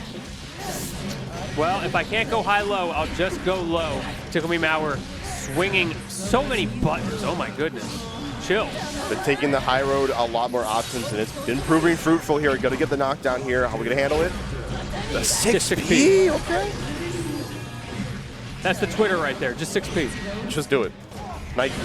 Oh, okay. Trading hits here. Boat a little worse for there. Ticklememour is going to be okay with trading because you have such an advantage. Tries to go in again, but great reaction from Boat. Finally getting an offensive string going. PRC as well to reset. It's such a scary situation, but Ticklememour comes out of it without taking much of a punishment. Little as I say that. Look, you got away with it once. That burst sent you the wrong way, but Boat not letting it happen again. I feel like Boat's waking up. Well, starting to wake up here, using a lot more jump S2. And we're seeing them backdash and do it once more here, but Ticklememour keeping grounded this time. Ooh. Explosive round start from Ticklememour there. And again. I think it's just one of those things where Boke might have been a little bit late on checking the stroke. This is looking really rough for Boat on this round. But hey, you did get that first round. You've got an opportunity here and does not do anything with the advantage there off of the super. Ticklememour gets to swing again. It's still my turn. Yeah, using great effects to the plus frames there. Gonna be dodge kicking away one more time. This time, Boat's like, you know what? You can fool me once. Can't fool me again. Instead of that fireball, try to safely approach behind it, but Boat found the opening. But as soon as I say that, like, I feel like I can't talk about one person's pressure string without it reversing to the other player. Yeah, just rubber bands, right? The rubber banding in this game is pretty egregious, right? But that's just the nature of the video game. So back and forth. Right now, though, it is Ticklememour twice in a row who is getting that advantage, getting aggressive, approaching with that FD as well, trying to make Boat do something unsafe. Hey, looking really safe, and we're getting another knockdown. BRC4 just love the deflect shield, working out one more time for Ticklememour, able to gain space, have to look out for the note. Ooh, playing safe, but stroke the big tree. That's been the MVP. Absolutely here. Yeah, we're seeing Ticklememour kind of change up things. Been taken to the skies early on, now just keeping it copacetic on the ground, using the strokes when they matter. My vocabulary words there. My man's had sense. Oh my god, yeah, the new move, the Mad Love here. I can talk about being like a sledgehammer type of move, getting that big reward. Both reactions have been so good at those raw approaches. It's forcing Ticklememour to be very tricky, always trying to set up that fireball, because the moment you don't, Boat hits you with the 6P or some other anti-air option. Now we see the YRC trying to break up the neutral, but Ticklememour just comes right back in before you can set anything up. Yeah, we got into that familiar situation where Ticklememour installed plus frames and we use the YRC, but Ticklememour is just sticking to Boat and not let you like breathe at all. And this is looking awfully good for Ticklememour. Of course, Boat does have the advantage here, has an opportunity to get back into that reset of the pressure, trying to get another one with that Tatami map, but Ticklememour swinging back.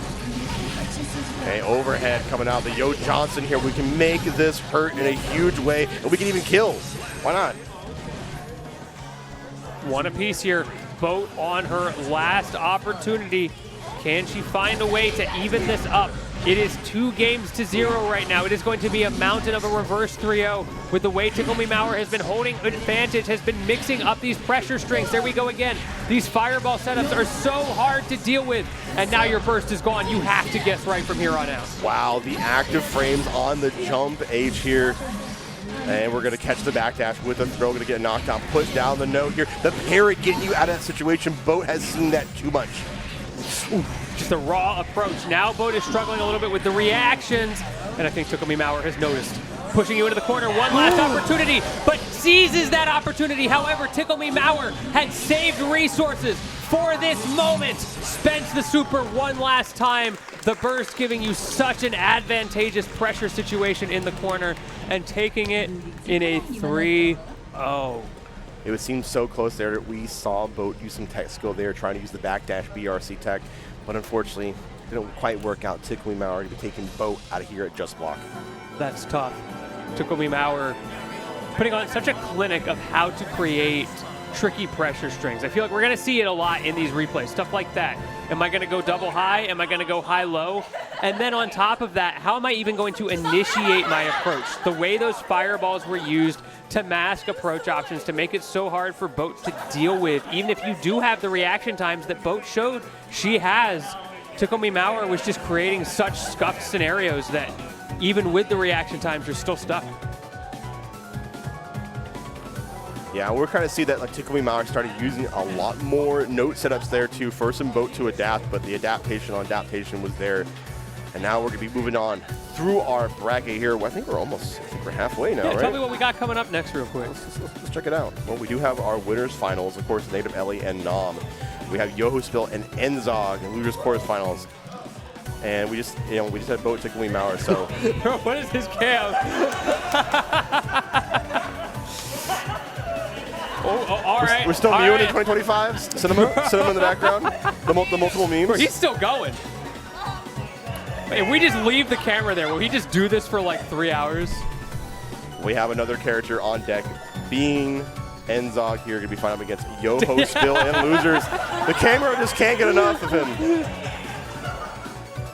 My man was born for the camera.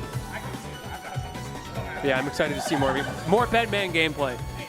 This character's so unique, so fun, and of course, such a fun rep of the character as well.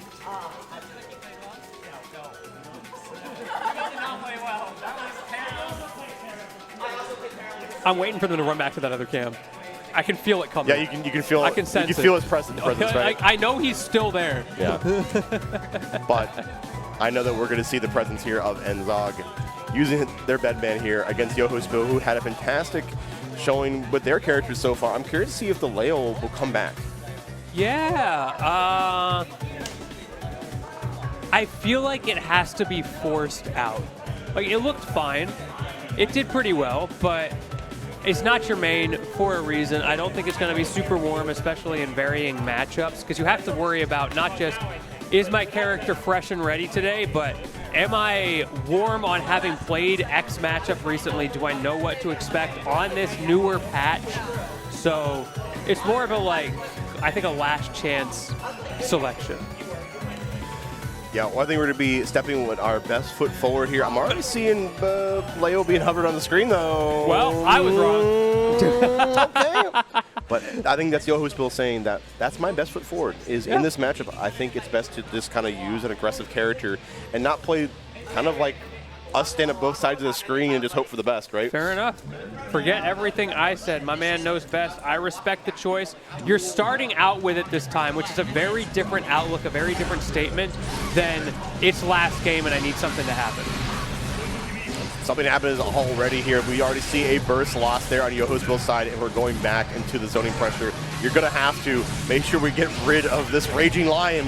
Yeah, this is a game plan that Enzog has shown a lot of comfortability with. Who would win, a Bedman or a Millia Lions? We're about to find out. Enzog trying to zone them out before they get too close, before you get overwhelmed by numbers. And there we go, getting the throw pressure here. It's looking pretty difficult there for YoHoSpill, but the DP does come out, giving them a chance. Doesn't get a full conversion off the RC, and yeah, that drop pull ain't gonna do anything for you. Yeah, and those needles that Enzog is throwing out, they add up. They got buffed in the last patch too, so they just nickel and dime you. YoHoSpill did not get any truly potent pressure strings in that last game. Even there, got a little bit of an opening, but didn't get a whole lot off of it. Stuck on defense, and that is a scary place to be against his owner, because now Enzog has so much real estate to dash back into, forcing out the BRC just for YoHoSpill to make something get started. But Enzog, I don't care if you're going to try to zone me. I'll zone you right back. And we're getting the overhead there on YoHoSpill's side is looking a lot better. And the dunk! All right, eat your Dunkaroos. Let's hope my man's hungry. I don't know what but it's something in German here, like Dunken. Something like that. I hear America runs on that, actually. Okay, all right. Well, let's see if Enzog is fueled by Duncan. Right now, it feels like it might be YoHoSpill, because he may have struggled in that first round, but waking up a little bit. Okay, I like it. Just the stagger pressure coming out, but Enzog says, all right, if you're going to stagger me, I know exactly when to mash. I'm going to right in there, and the bomb head, and the tap dust here, just cover it with the explosion here. If you guys play Pit Piccolo and Dragon Ball FighterZ, you know what I'm talking about. All right, get chipped out, Scrub. What are you going to do about it? YoHoSpill struggling to get in, trying to bide his time because he's got one more opportunity. Unfortunately, guessed wrong, and Enzog feeling pretty good.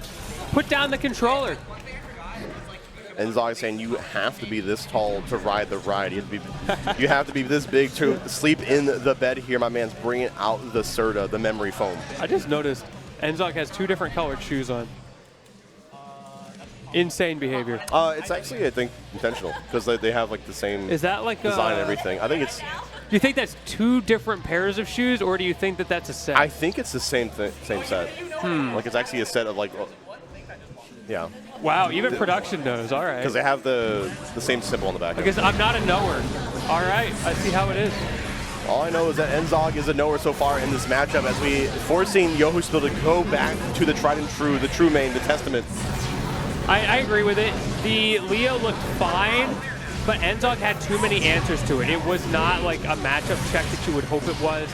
There was no need to adapt to a level 2 game plan. Enzog was immediately aware of your options. And the bomb head here, and be stuck in the corner against you, and the RC for it. And I like that, using the RC. Ooh, okay, cross up from YoHoSpill. Enzog reacting. The boomer check is not working out in YoHoSpill's opportunity like it was in the last set. But you know what is? These overheads. Yeah, the Arbiter sign coming out here as well.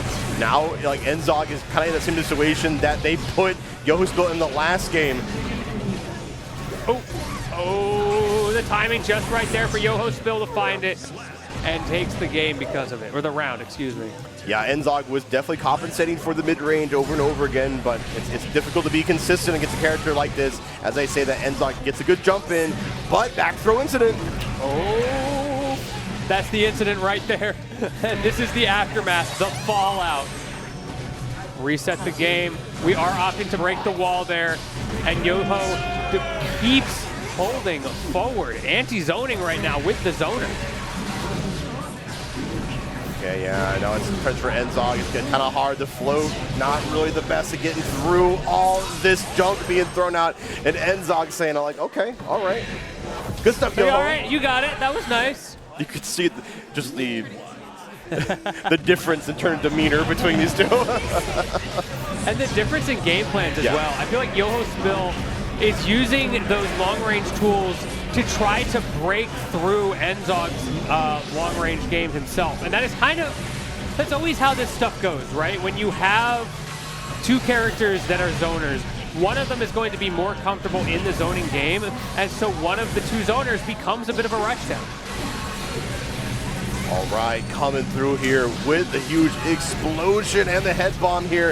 Oh my God, I can't believe he got the cross up there. What just happened? I'm a little ambiguous. We are still evaluating. We will get back to you dictionary. That was a crazy set of mix-up options there from Enzog. Getting back into it, YoHoSpill did get that first game with Testament, but now Enzog finding answers. Yoho, though, finding damage. And finding the Succubi there, getting an attack of damage on the place. Begin the knockdown here, and we've seen how they've been making great use of the low Arbiter here just to close out rounds, and they find it perfect with it as well. It's a great catch. You've evened up the rounds. Enzog has been so scary when he gets in. Yoho, that is the win con for Yoho. Do not let Enzog get the mixed game started. You have to win that round start. You have to lock him down early, because if you don't, you saw what happened. Good news for Yoho, this time we did. And there we go. YoHoSpill just looking so good here.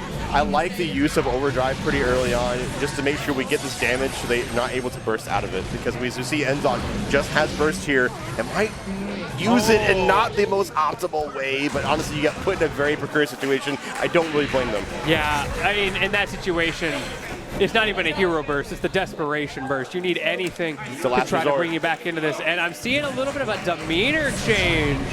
There's the gamer lead. It came out. The lock-in. Okay, let's see if it's enough. Okay, the race car bed holding forward there. YoHoSpill snapping it back out, saying, I'm an adult now. I don't need childish things. Give me the therapeutic. Come on, give me a big boy bed. Maybe even a sleep number, because he's got your number right now. Zipping through the neutral, triple overhead, and finally Enzog gets clipped, stuck on the wall again, stuck with the hard knockdown again.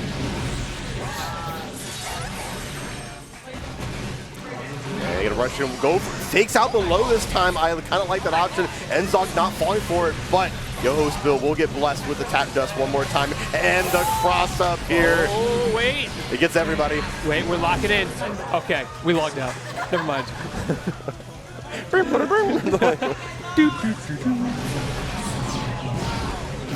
Yoho with the immediate fireball pressure, forcing Enzog to go for those air dash mix-ups. We talked about the potency of that early on, but we haven't really seen it bear fruit. And the same thing is true this time. YoHoSpill is on a tear right now. Yeah, it seems like YoHoSpill is the one locking in and locking down Enzog here with the Stain State. Nice jump over the Arbiter sign, and finds a good moment there to switch the whole thing on its head. Speaking of head. Oh. Okay, now.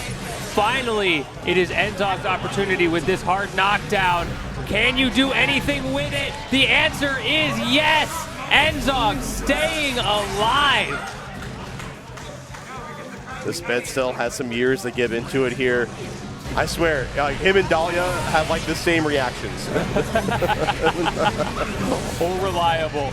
Coming in clutch right now. Enzog back to the full screen zoning. Does not want Yoho to get in. We talked about win cons. That is Enzog's win con. I cannot let Testament get in, but she just did. Okay, gets that hard knockdown here. That new buff is going to come into the fray here. Enzog holding down back, getting pressured in by the Grave Reapers. Has to hold all these active frames. Ooh, Yoho opting to actually give a little bit of space. Wants to set up the fireball game before going back in. Might have paid for it. Enzog getting the cross up. Another opportunity. Okay, slow and steady wins the race here. Oh, that's huge. Oh. Can you convert? Yes. He missed it. The spacing was just not there. Give me a chance for YoHoSpill to come right back in. The RC. Oh, missing the driver. They are flubbing. The SpaghettiOs are out. But finally finds it. Enzog hopped off into beat. He thought he had it. Mewed all over the place. He thought he had it. But unfortunately, too many SpaghettiOs all over the table. And Enzog is going to be literally and metaphorically bowing out of this competition. Love to see this player work and love to see YoHoSpill to be moving on through our Just Block bracket. Wow. So unfortunate to miss space the super at the end there. And then you got one more opportunity. Enzog thought he found the poke. He thought he got the W. You saw him, he literally popped out of his chair. And then he turned around and saw the tragedy unfold. Yeah, it was just the minor spacing there on the overdrive was just not there. And it's just those moments that can change the whole script.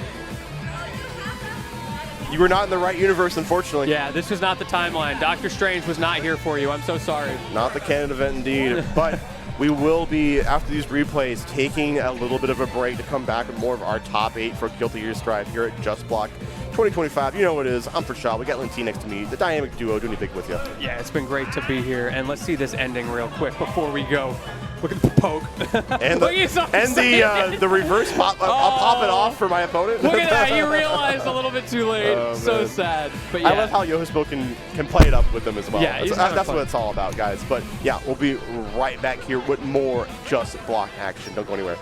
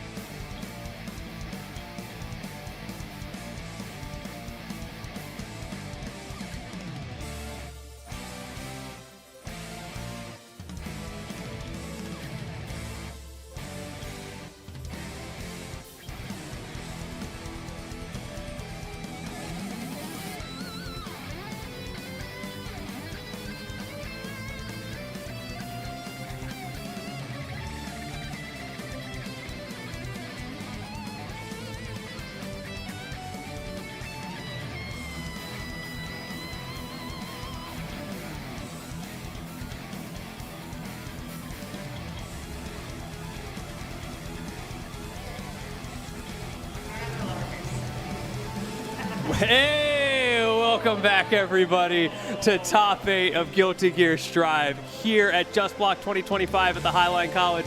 I'm Lentini, joined by my man Furshaw. What is How up, you feeling? everybody? Here we're back here for more Guilty Gear Strive Top 8 action here at Just Block 2025. We are at the halfway point, and we are going to be looking here at another banger test. We're seeing Nom coming back to the stage. Yes. It's been very fun to see these players so far. So back and forth, so many game fives, so many unpredictable outcomes. And you could see the pressure, the strain on these players in these tense final hit moments where, let's be honest, they're just mashing and hoping the right thing comes out sometimes. Yeah, Nom going to be going up against Negative Ellie here, who Negative Ellie has been putting on some of the biggest explosive moments here at the tournament here. And she's here for good reason, right? She's here to rep Zato, she's here to rep P&W, here to rep herself. Yeah, I'm happy that she's repping Zato. It's been really fun to see what this character can do on the new patch. Some of it is still like the old stuff, but just packaged in with a more complete game plan. You know what I mean? Like, this character has always had corner pressure. This character has always had their mix, the cheeky stuff you can do out of the fly, but to feel like you're not giving up a complete character to have that goes such a long way. Yeah, and we're going to see how we do it best here at Winners Finals between these two. You know, I'm just curious to see what Nam is going to do, bringing out the Mei, right? Now, I'm just curious to see what you're going to do against, in terms of sniping, like Eddie, right? You have the Dolphins, you have big normals that kind of contest with him, so you're going to have to be very preemptive with your actions, right? And so Ellie's going to have to observe and kind of pick and choose her battles because, like I said, the health is just not there for Zato, and Mei can dish out a plethora of damage. There's a reason it says power character on the character select screen. And we saw that on Nam's run to get here, right? So many situations where it seemed like Nam was on the back foot for an entire round, for an entire game, but just found that one opening, does 75% of your health bar with the first hit, and then just gets one read on a wake-up. Yeah, the sandwich pressure also, we got to talk about that. Like, it keeps being very potent here. So you have your defense has to be on point. Your use of the mechanics, right? Use of not only like the flex shield, maybe YRC, because Ellie's seen all that. She's seen all that from so many players, seen that for years already here. So you're going to have to really mix up your timing. You're really going to have to like surprise her. That's not an easy task. We've seen a lot of timing mix-ups throughout this top 8 as well, whether it's stagger pressure or things like the Eno approaches. When am I going to dash in? When am I going to wait just a millisecond to get you with the counter hit when you think I'm going to swing? Or when I'm going to just not swing at all? And I think you're onto something suggesting that we're going to see more of the same in our winners finals. Our two remaining undefeated players in this top 8 as the Milkman comes out up against El Clasico Mei. Excuse me. Let's see what happens. Anchors ahoy here. Let's see how the round start is going to go, because I do believe that's where it's going to set all the tone for this game, at least here. And we're going to have to take it from there and going to have to mix things up here. But you know what? I talked about Just Block. It's not just a way of life. It's a motto. Let's get to it. It is. Well, we're going to find out. Are we going to just block? Or we got to ask the age-old question. On round start, are you mashing? Be your angle or your devil. Your heaven or your hell. Well, I don't think this Angel's got a shotgun, but it's still going to hit just as hard. All right, round start, winners finals.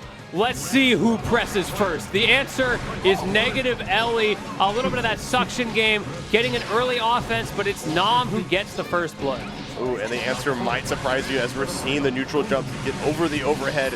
Now Ellie taking the lead here, taking the initiative. The Totogeki interrupting. That's what we're kind of hoping to see here, to put on the pressure and to make sure Eddie is not going to be in play.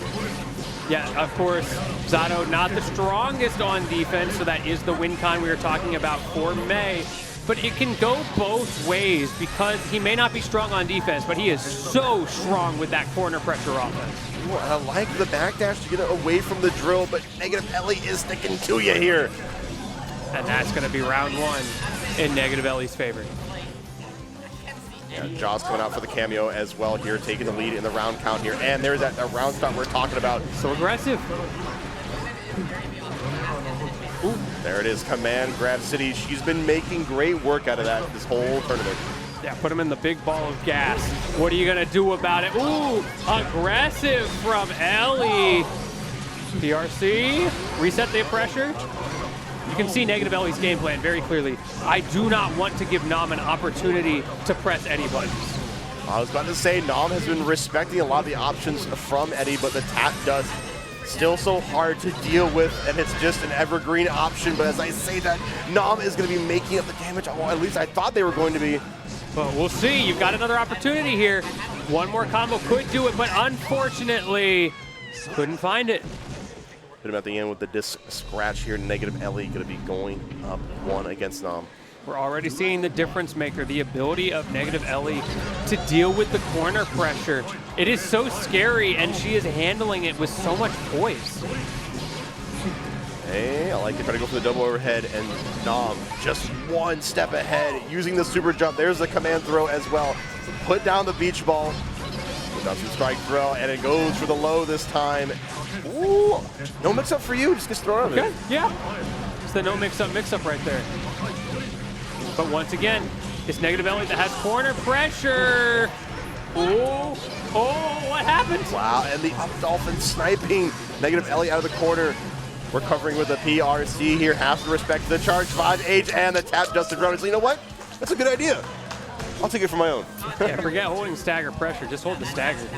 That's one way to do it. Put the pressure. Charge that heavy. And there's that evergreen dust you were talking about, forcing out the burst. Command throw one more time, this time ticking into it. We've seen this before, but this time we're finding the mark there. Negative Ellie, I think, trying to use 2P and 5P as they've been trying to match out of pressure earlier. Speaking of which. Ooh. Okay. Tozageki gonna put in some work. Not gonna close out the round just yet. We're almost in Magic Pixel mode here for Negative Ellie. Anything will kill. Frog catches the jump. It's going to be a huge situation, and it is huge as Negative Ellie finds the throw into the Frog. Frog being the MVP of that round. Wow. The fact that Negative Ellie was able to turn that around, it's so scary. The confidence you have to hold offense knowing that the slightest jab will kill you. Having confidence to bait out the burst, and we're going to get the overdrive here, get the knockdown. This is such a precarious situation here for Nam, but the Tozageki bowling their way through 2S, finding the counter hit, and this should be it. And that is it. 2-0. I think, what, 1 round on the other side of things? Ellie is just so ready for this. Yeah, so much confidence right here from Negative Ellie. Kind of speed running through this set here. Has Nam in the corner. Nam trying to super jump once more here. This time Negative Ellie's covering the ground and the skies. For so many hitboxes. And the new move making an appearance there on Negative Ellie's side here. Finally, Nam gets out of the corner, but is it going to be too little, too late? Negative Ellie putting on a clinic of pressure, just like what we saw on Winners Semis, Winners Finals. Looks like it could be over with the way Negative Ellie is playing. One more Oki situation here, and then potentially a final round if you even get the chance. Oh my goodness. God, the triple Pierce action coming out here. Nam not giving up. And we still shouldn't give up as we still have one more round here. We got to keep that fighting spirit alive. Last chance, Nam. Does not want to go down to loser's side. Stuck it out with the Mei. No counter picks to be had. It is all adaptation, but unfortunately has not been able to adapt to this exact situation. The way Negative Ellie is putting on a clinic of pressure, forcing these hard knockdowns, creating that wild assault pressure. And there pressure it is. Coming out from Negative Ellie. Almost about to finish it off. Tap dust, able to chicken block it out, and another one, and burst it out. I'll take it all. I'll take your health. I'll take your burst. And I will take your spot in this winner side bracket. What a dominant display in that last round, showing I deserve not just to beat you, but to 3-0 you. I deserve to sit in winners, sit back and observe while you have to react here in losers. Yeah, Eddie and I are going to go take a snack break, have some good time. We got plenty of milk. We just need the cereal. What do they say? Shadows burn, or get twice in length. as the time goes by, right? As the sun Sure. sets here. And the sun is overcasting here on Just Block as we're getting through our bracket. Let's check out the replays here. And just like you said, fantastic stuff coming out from Negative Ellie here. We saw the unblockable at the end, too. I want to see that part again. It was so dirty. Lots of dusts on both sides as well, which makes sense given the characters you've got. It's one of those mental stack things, right? You're looking at so many defensive, well, I guess offensive options from your opponent, trying to make so many defensive choices that it's so easy for dust to fall out of that mental stack. Mm-hmm. But it comes all the way back around, like a time is a flat circle, right? It becomes great again as people forget about it. And so far, Negative Ellie is undefeated in games in this top 8. Back-to-back. It's too easy. Give me a real challenge. Well, let's see if the challenger can come up here from losers, as we do have Ticklememour and YoHoSpill. Let's get that zoom in cam again. Okay. Well, man's showing off the metal. Multi-gamer right here. Wait, can we get a little closer on that, actually? Is that the City of the Wolves? Wait, there we go. Yeah, wait, actually, can we oh, no, he's gone. The instant transmission. He is bobbing and weaving. My man thinks he's playing a different game. Let's see if that comes in handy here on loser's side. Can you dodge the allegations of being washed? Well, you better get your dukes up here, and I ain't talking about Crawford versus Canelo. We've already seen that fight. We're seeing the fight here between Ticklememour and YoHoSpill here in losers. Eno. And my man, first shot cultured. Okay. All right. Man, that eagle must have seen some stuff. Could you imagine, like, just living here watching these duels all day? The duel is starting to begin. We do have a crow in hand as well here. We also have been making mileage with these strokes all day. Stroke of brilliance there on Eno's side, on Ticklememour's side, getting a big lead. Ooh, and extending it as well. One more corner situation for your troubles. One more hard knockdown for your troubles. We're playing rinse and repeat. Do we go low this time, perhaps? No. Goes high twice in a row, trying to catch Yoho, overthinking it. Doesn't get it right, but at the end of the day, Ticklememour was able to keep the pressure up anyway. Okay, we're kind of taking it a little more slower here. We're seeing a lot more zoning pattern coming out from Ticklememour this time, trying to find and pick and choose their battles. You're looking for the crack. You're looking for something predictable from your opponent, and that is exactly what Ticklememour found. A little bit of patience, as you pointed out, and then execute. Patience goes a long way, but it can get deflected, as we're seeing the deflection coming out from YoHoSpill, bringing back out their zoning tendencies here. Teleports in and snipes the dive kick and takes the burst in the process. I love YoHoSpill's teleports. Has been so consistent with finding times to make those actually practical and doesn't just get poked out of it. Ooh, yeah, and the YRC does get blocked. That should have been curtains. Drop. Okay, we're fine. Okay, the curtain call is a little bit late, but it still got closed. Yeah, a little scary, but we got there. That's one of those sigh of relief kind of moments for sure. What a fast game number one for Ticklememour. There was that brief moment of respite where you were searching for some ideas, but other than that, it has been hold forward gameplay. Ooh, get off me. Yeah, first away here, and Grave Reaper finds its mark as well. We're getting the knockdown, but it seems really difficult. Ticklememour keeps having these gap closers with Stroke of the Big Tree here. Yeah, it's that mental stack game, right? We didn't use much of that Stroke the Big Tree at all. It was mostly going for multiple overheads in a row, as we immediately see again. So when that Stroke the Big Tree does come out, your opponent is never ready for it. I was about to say, they have been compensating for these overheads, but you got to remember about the dust here, and Ticklememour remembers how to close out a game. Man. YoHoSpill has just not gotten the opportunity to play the game, and immediately again on round start goes high, force out an instant burst, and Ticklememour gets the advantage again anyway. What does Yoho do?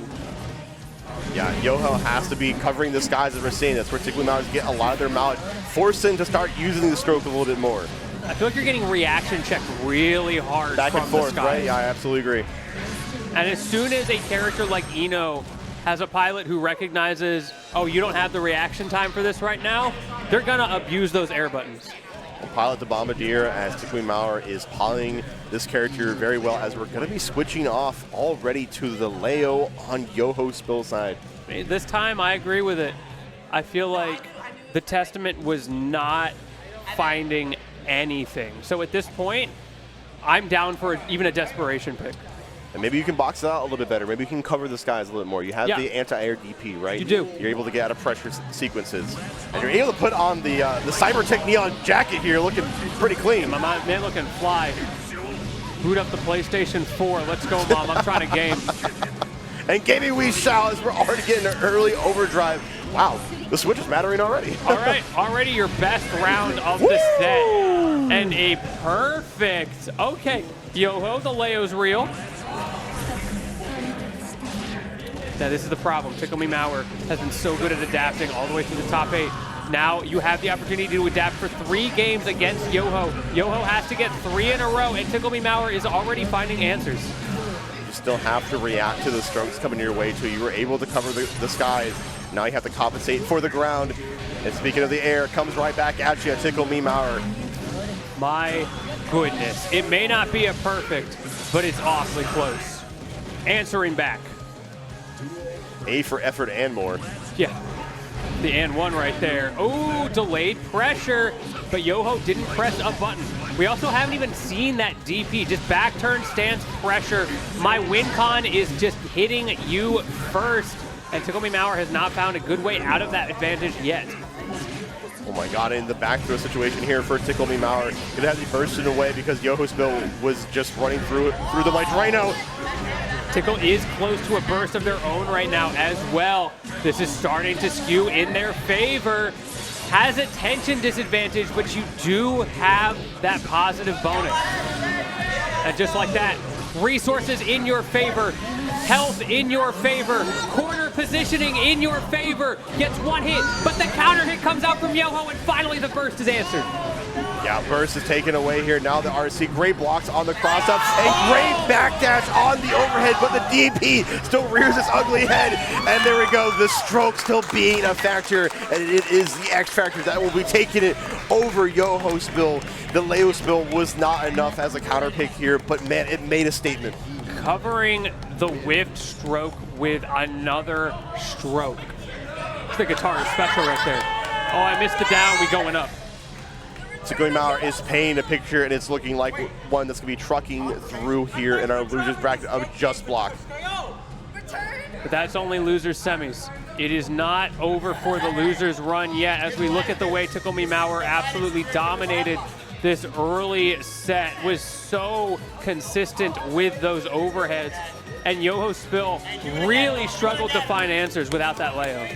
Yeah, only 2 more games coming at you here. We have our losers finals come up between Nom and Ticklememour.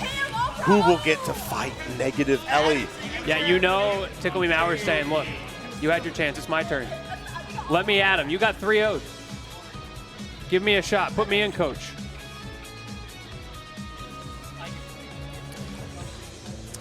We are coming down to the wire. So high octane. I love Strive. Yeah, this tournament has also just been a blast. Shouts to everybody putting on Just Block, not only on the TO side here, but also, you know, shouts to the production, Tempest Streams. You know, we had that great stinger all because of them at the beginning here, and you know, we sound beautiful as well. Kenny, how about that? We do. You sound fantastic, my friend. Thank you. So glad we get to share the mic again. It's been too long. You're killing it as always as we go into right back at you, man. I'm loving the vibes, loving the positive vibes. It's a good time. We're about to love the action coming up here in this losers finals. Button check? Oh, that's the question. We get.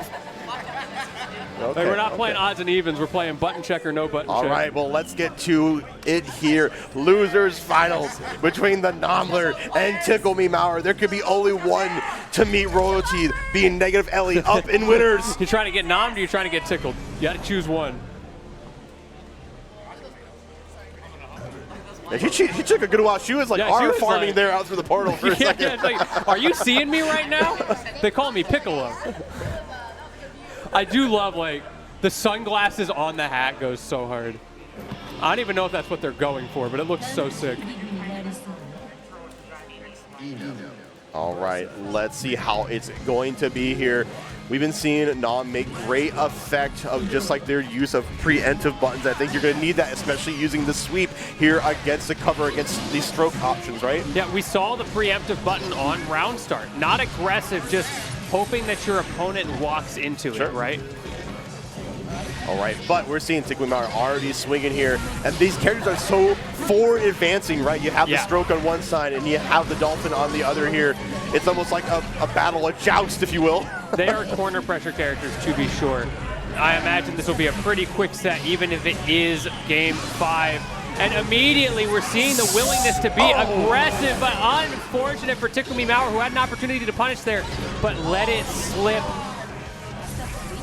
Yeah, put one in the corner, puts stuffed out with the 5P here. Ticklememour puts down the note here. You can probably only overdrive the guest situation, and backdash isn't going to work out. And Ticklememour is able to get the pickup. I don't know if Nam is. Okay. That was a charge just too, not even a tap one, right? Maybe held it a little too long. We tried. I respect the effort. But one thing I do also respect is I think Nam is recognizing a bit of a habit in Ticklememour's overhead game. Has a tendency to either go for 1 overhead or 3, but never 2. So just knowing that little bit about your opponent. Or as they say that, Nam is starting to like initiate some of their own air dash game as well, especially when they get in the corner like you were mentioning. And now we're coming in, strike throw. I see the just block coming up from Ticklememour, ready on the defense, very active. Ooh, hold that. And she got those anchor arms. All right. Thank you. I'm not a wimp. I'm a jerk. Sometimes you gotta play a jerk here in bracket. Nobody is your friend, especially in losers finals when you're going for gold. Okay, Ticklememour swinging back a little bit. Nam looked pretty poised in the last round, but it has been a game of corner pressure, right? So one round can go completely one way, only for the next to swing the opposite. And that's why we're in best of 5 territory, that volatility. Ticklememour throwing the whole damn kitchen sink out there with using RC, using the Mad Love, and was able to seal the deal. Yeah, if she had a kitchen sink, she'd be Fausting that thing. Like, get it over there. Absolutely here. No breaks, we're going right back into it. Yeah, that has been a bit of a staple in this top 8. I feel like a lot of these players are opting not to take that deep breath, which can have benefits, but at the same time, sometimes you can get a little bit too locked in.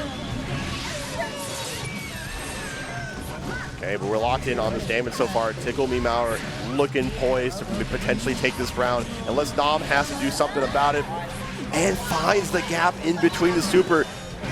Ticklememour's been getting away with murder with these plus frames off of that. Ooh, PRC approaches here. Ticklememour using that resource to skip neutral and gets rewarded. Yeah, that's a new one. We haven't seen much of that either, so I like the new options that Ticklememour is bringing out. Yeah, even this late in, because you got to remember, like, everybody in the crowd here who's in this top 8 is analyzing your gameplay, getting ready to play against you. So having mix-ups that aren't just new to the set, but new to the top 8 can go so far. Totally, and we're getting the knockdown pressure here from Ticklememour, forcing Nam to burst out. And I like the option of using the beach ball to kind of go just like band for band in terms of just projectile wars. Ooh, well, we are going band for band right now. Ticklememour not getting baited by that dash back from Nam, but you do still get pressed into the corner. Press we shall. Nam not falling for the overdrive situation once more here. Ticklememour is going to have to rely a little bit differently on the wake-up game. Yeah, we big pressers around here. That time around, Ticklememour winning the pressure war, pressing advantage, trying to make something happen. Now you got that positive bonus as well. So many resources to be spent. Nam trying to not let it happen though. That burst almost online. You are going to get it. It's locked out right now, but the next combo, that is a huge advantage going into this last situation. Absolutely, but Ticklememour not going to be backing down here, not going to be scared of the situation. Has to be aggressive in this moment, and the aggression is going to be paying off here. And gets the burst in the process. That was not an easy burst fit either. That was huge. Such an awkward time. How did you know to go for burst there? Yeah, most definitely. And we're bringing out the same tech with the note as we saw before. And man, okay, I think we found a new tech, a new strategy that's working against Nam, right? Yeah, that note We saw it a lot in the last set, but we haven't been seeing it in this set, right? Now you are rotating the pressure game. The stuff you were talking about earlier, right? That rotation that is constantly active. Okay, but we're spinning off this command grab here. One more time. How about a third? Ooh, going low. Okay, give me one more, though. Okay, RC in. Skip neutral. I like the delay on the press here. Speaking of which, Ticklememour are going to be coming through as well. Okay, note into the PRC. Now we are combining offensive strategies. Stroke the big tree as well, into the throw. So many things to think about. Double overhead, fits the opening, and Nom, after such a strong start, is on the back foot. Wait, is that it? You're scaled. But it's also May here. May does so much damage, just enough to make sure we get this round here. It seems like Ticklememour is creating like a Manticore of just like options here, but Nom is the Manticore Slayer. Or will it be a different story? We're gonna find out momentarily. Of course, Nom is up a round in this game number 3. Both of them pretty high on resource right now. Ticklememour with a little bit of an advantage, using that tension from the positive bonus to create this RRC reset situation, creating the corner pressure situation, and then converting into the super, into the wall break, into the round. Great resource management, and still holding on to that first on both sides. Yeah, fantastic stuff here. Nom could potentially get one here on the board, unless Ticklememour has anything to say about it. The note pressure and the mash out there from Nom. You'll have to see it, but you know, mash out for mash out. Yeah, forget ban for ban. We're going mash out for mash out right now. And right now, Nom is mashing, trying so hard to get on the board. Ticklememour finds the opening. What was that bait? The early dive kick, resetting the pressure, getting Nom to press the button, but Nom continues to press buttons. We are back and forth. The read on the dust. That was the chance, but the defense from No way. That could have been it. You could have converted off that. There it is, the BRC, and it does convert off. Keep it simple with the jabs. Tickle played so well. It is a miracle that Nom found that gap, did not get baited too hard, did not get hit by a big combo, but immediately we're right back into game number 4. Could have spelled disaster, and Nom continues to put the pressure on. Not letting Tickle escape this time here. Maybe we can flip the script. Oh, we're setting out the notes. Bro, the pressure, the PRC resets. Well, I'm loving the fake outs here with the chemical love now. We're starting to like adopt a new strategy on top of strategy. I love the cross-up idea. Ticklememour was ready for it though. Trying to get the low poke, gets punished. Tricky stuff coming out here from Nom. Another command grab. They usually like to do it in pairs. You're just so scared, right? I mean, she's just swinging that big anchor. It really is scary. My girl goes to the gym. Okay, going back. Let's see what happens. Wait. Yep. This is terrifying for Ticklememour, who was so advantageous in the set. And now you're looking at this situation where Nom is getting more confident, not just in the neutral, but in these corner pressure scenarios. I feel like Ticklememour has lost the ability to Abare out in this disadvantage in the corner. Yeah, most definitely, especially when they're like being a lot more careful. That was not as careful as I was expected to be. Deflect shield right back in, chemical of back, and dive kick. Oh my God, and the tap dust. We are still in this. It is not over yet. And part of the reason that worked is because you didn't just have a tap dust, you had a tap FD there. That is something that is very popular at this level of play. That's something that Ticklememour has been using, where you just hold the FD for a millisecond, expecting that default pressure timing, trying to avoid using too much of your tension. So if you've got a slight delay, like an overhead dust, you can get called out. Okay, and honestly, what Nom is doing is continue to work here, able to get a full-blown conversion here, take a chunk off the health bar, and we're going to hopefully ride the wave here. We do have RC, the stroke getting underneath the Dolphin. That's something I've been waiting to see here from Ticklememour. The question will be, was it too little too late? It might have been here. It might have been a gamble. The crowd is electric right now, cheering on Nom, cheering on what could be the cusp a reverse 3-0 here. Again, forcing out those FDs. Now, Ticklememour does not have the tension. Even if you get Nom into the corner, you don't have that wall break just yet. And we do have RC keeping the sweep safe, and I like it, just waiting for Ticklememour to bite. Being a lot more patient on the defense, only waiting to strike when they get a conversion like this. Oh, we're not just biting, we are chomping, and did manage to hold out long enough to get the super. That's going to give you the hard knockdown. Really strong situation, but Nom just mashing out. What a grab, though, into the RRC, into a last round situation. It is not over yet. Nom has been so good at checking here. Wow, and the high profile situation underneath the sweep. Ticklememour is starting to get a handle. You had to use the burst. Now Nom is not going to have that for the rest of the set. Ticklememour in the driver's seat. Another hard knockdown. Are we swinging?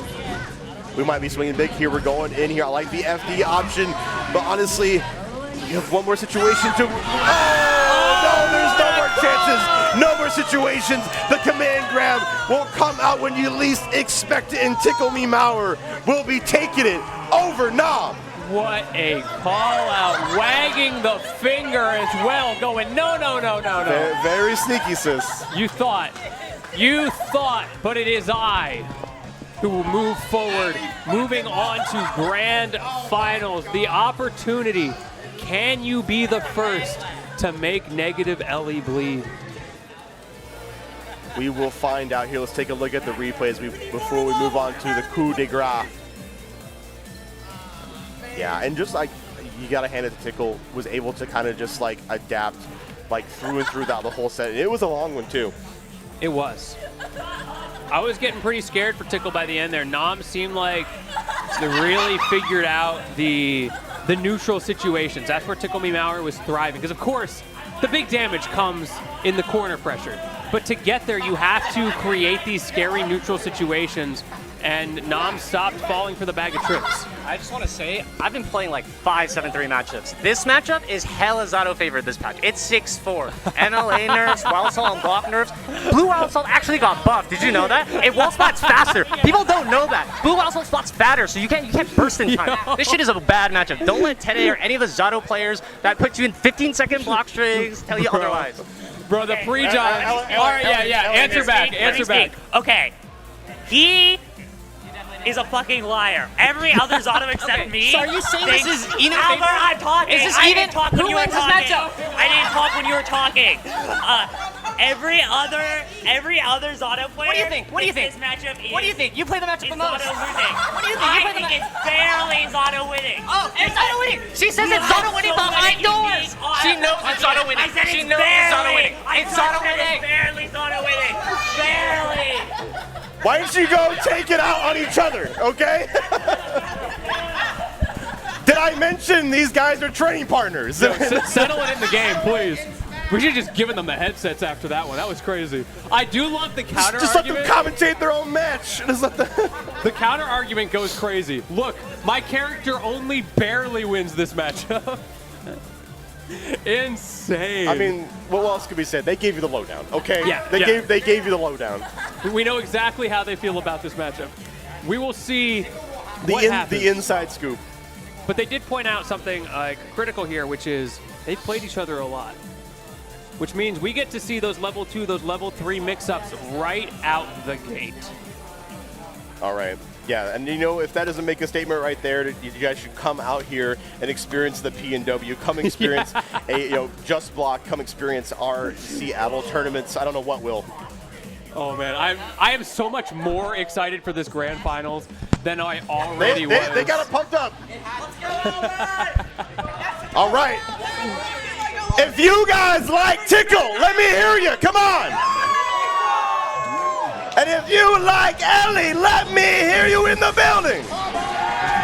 Let's get it. Grand finals here. Guilty Gear Strive at Just Block 2025. Ticklememour coming from loser's side up against negative Ellie, who has not dropped in a single game in this top 8. Will Ticklememour not only be able to make her bleed, can he win 2 sets in a row? Powerful stuff already coming off on the rip here. Yeah, we have a big mountain to climb, but you know what? That mountain can be transverse horizontally. There is other ways. Well, we might go a little bit vertical given that it is Eno on the stream. We're going to find out. Either way, though, negative Ellie taking that first round. There's a lot on the line here, I feel, especially after the spiel they both gave here. I talked about pride, and you're seeing it on display right now. Hey, pride comes before the fall. We're going to find out, though. Yeah, I feel like, honestly, the prize pool doesn't even matter at this point. It's about the pride. Going low this time, yeah. Yeah, we're already kind of seeing here, because these two know each other inside and out, you might see something a little bit avant-garde in their play style here, but they're going to be relying on things that actually work, right? Things that are like, oh, they could maybe work. No, we need 100% on point. No matchup checks. Whether it is Negative Ellie's corner pressure or Ticklememour's various neutral strings, all of them have to be honest this time around. In a very dishonest world, PRC going to keep you safe there. What a crazy interaction. Trying to stall out with the fly, but there's the honesty check right there. Knowing you're going to not press a button, that gives me an opportunity to use mine, and I am going to press buttons, answering back. And there we go. Tickle keeping it honest there with the chemical love there at the end, and continues to put on the hurt in here to this next round. We've been going back and forth here, and honestly, I think this is how it's going to go, Latini. Yeah, it's going to be a slobber knocker. I don't know what other word to use to describe this. Ticklememour getting another good round start, but Negative Ellie still got that burst. Do you dare? Do you dare? Unfortunately, you dare. And that is going to be the first game that Negative Ellie has dropped in this top 8. I know 2XGO just came out, but we're already seeing Ticklememour take out the duo here. That is Ellie and Eddie. Ooh. Ooh. Yeah, can we get like a mod that just says 2XKO every time you defeat this player? Oh my god, check out the conversion from Ticklememour coast to coast into the wall break. Looking fancy. Looking poised, looking comfortable. Those are those year 3 combos right there. Ooh. Oh! I love the idea, but Negative Ellie was one step ahead. Already had Eddie out, so that deflect shield wasn't enough to break up the pressure. And a lot of meter there on Ticklememour, so it hasn't got a chance to use it, and you might not get to. With the way Ellie is playing, Ellie didn't even care about the BRC that was happening. Yeah. I mean, that's the benefit of having 2 characters to work with, having that puppet, the fact that you can stagger your offense, so even if one may not win a given interaction, you've always got the other. Okay, using the fly, I like to stall out. Just obscure the screen space, have the camera on me. Yeah, all eyes on me right now like it's Bo Burnham, and it is working so well. Negative Ellie has been holding the advantage for so long, finally swinging out. We're back to neutral. Hey, Frog, I like it. Just to interrupt the no pressure coming out from Ticklememour. And a 6P as well. Ticklememour is just swinging back and forth, and Ellie blocking with her face, it seems. I love the way that Ticklememour forced that as well. We talked about I do 1 or I do 3 on those high mix-ups. This time around, it was 1 landing and then 1 again. A little bit of a timing mix-up when you're expecting the low. And just came in with the 6H. That's that avant-garde stuff we were kind of talking about here. Stuff you're not going to really expect, but they might expect from each other. Deflect shield to create that space, and Ticklememour knowing not to swing right away. No way! The covers the tap dust into the command grab, and it worked!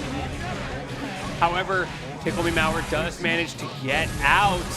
Hang on, burst offline for both players. Tension advantage for Ticklememour, who uses the PRC, but Negative Ellie just getting out of there and back in the corner with you. This is looking so difficult for Ticklememour here. We've been seeing just Negative Ellie put up the obstacle course, put out the Eddie, put out the tap dust, and a great block come up from Tickle.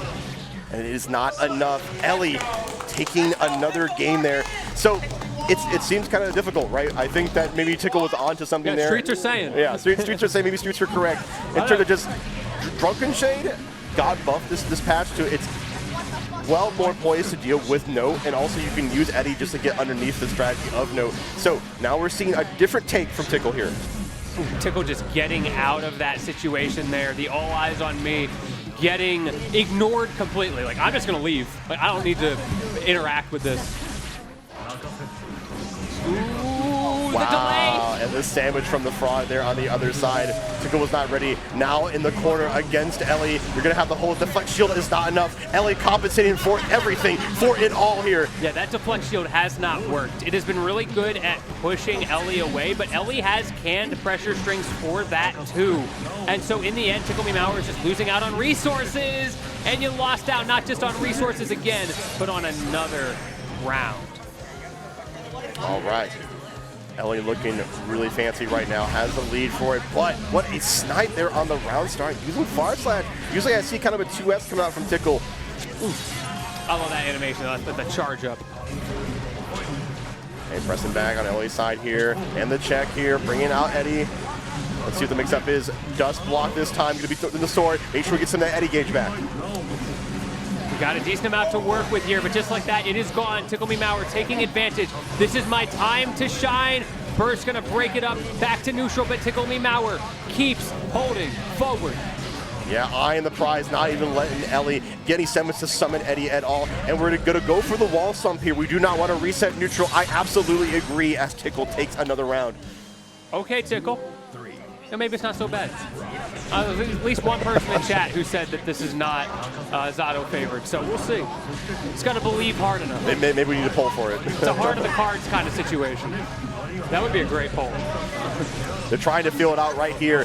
Negative Ellie off to a great start. Going to be pushing out in overdrive here. But the miss and Tickle Mash burst in the process. That's such a terrible situation for Tickle. That's so unfortunate. Ellie even dropped the punish. Was not ready is for that it, Master Me Mauer? Tickles are getting a little bit aggressive right now. That's for sure. Speaking of aggressive, Ticklememour doing the same thing once again. Being so aggressive, trying to create these advantage situations, and that is necessary as Negative Ellie is now up 2-1. Okay, yeah, we said, like, Tickle has to keep in this here. Negative Ellie just has one more game, but we still have a lot in front of us here as we're seeing the sword come out one more time to keep on the pressure. Has to respect the opposed. Goes low this time. You're in such a catch-22 situation of I have to force it, but I can't force it. Yeah, right. Feels bad. Okay, Frog, keeping you honest. There's up to Negative Ellie for creating this pressure, for creating these openings, finding the perfect timing yet again. Last round for Tickle to find an answer. Like we said, Negative Ellie has been speed running here. She's been compensating for so many things. Even if there's a drop happening, she's able to pick it up really quick. She is such a master of situations. An empress, if you will. Yes. Well, she looks like she might be about to ascend to her throne. Ticklememour. One more chance in the corner. What a great catch on the counter hit. We're going to get another knockdown. I think it might be time to mash. It might be a new tune here as Ticklememour is playing through it here. YRC Chemical Up snipe and another snipe on there. That has been so potent all the way through this top 8. Doubling down on it too. Like you whiff one, your opponent thinks that they're plus, and they just get hit. Such an early burst from Ellie too. Now giving cringe for Ticklememour to kind of move in and take over. I don't know. I don't know, Furshaw. We might be about to see a game 5. Potentially the way that Tickle has been playing here. Uses the BRC to continue the pressure going on. We do have so much resources on Tickle's side. It's looking grim. Dude. Okay, the head shake. We're tying it up here. The mental damage. You were so poised. This is where stamina kicks in. Like, you need a lot of stamina to not only get here, but also play through it. Yes. How's your cardio? How's your heart rate? Yeah, hopefully you've been doing laps lately. We'll see how that pans out here as Negative Ellie gets counter hit again, has been swinging at times when it is not safe to do so. And Ticklememour taking advantage, creating hard knockdowns, and those hard knockdowns keep converting into even more. Loves that overhead. Yeah, I can only imagine the adrenaline is pumping between these two, but you still have to be poised on the defense as Zato is going to be summoning, going to be doing that command grab one more time, getting a lot of Eddie gauge back in the process. This could be so difficult, but the overdrive is not going to work, so you have to burst. Overdrive and burst both spent there. That is a huge resource dump, but Ticklememour manages to mash out the old-fashioned way. We might get a reset. We absolutely might be getting it here. And it all really feels like it starts from the round start. Negative Ellie trying to get a semblance of mileage of her own as we're seeing Ticklememour go for the low, taking the burst away. Ellie keeps bursting really early. Really feels confident in that early game. Ooh, and another counter hit. Negative Ellie is mashing right now. We go for the overhead again? Yep, we love the overhead. This time it's high-low though. That's been the mix-up. Not what's the first button gonna be, but what's the second. Reset here at Just Spot 2025 for Guilty Gear Strive. You know what? You live with your choices going into this. You got a lot of data. You're going to be going into this reset. Let's see what the difference can be made up, or will the gap happen? What a turnaround.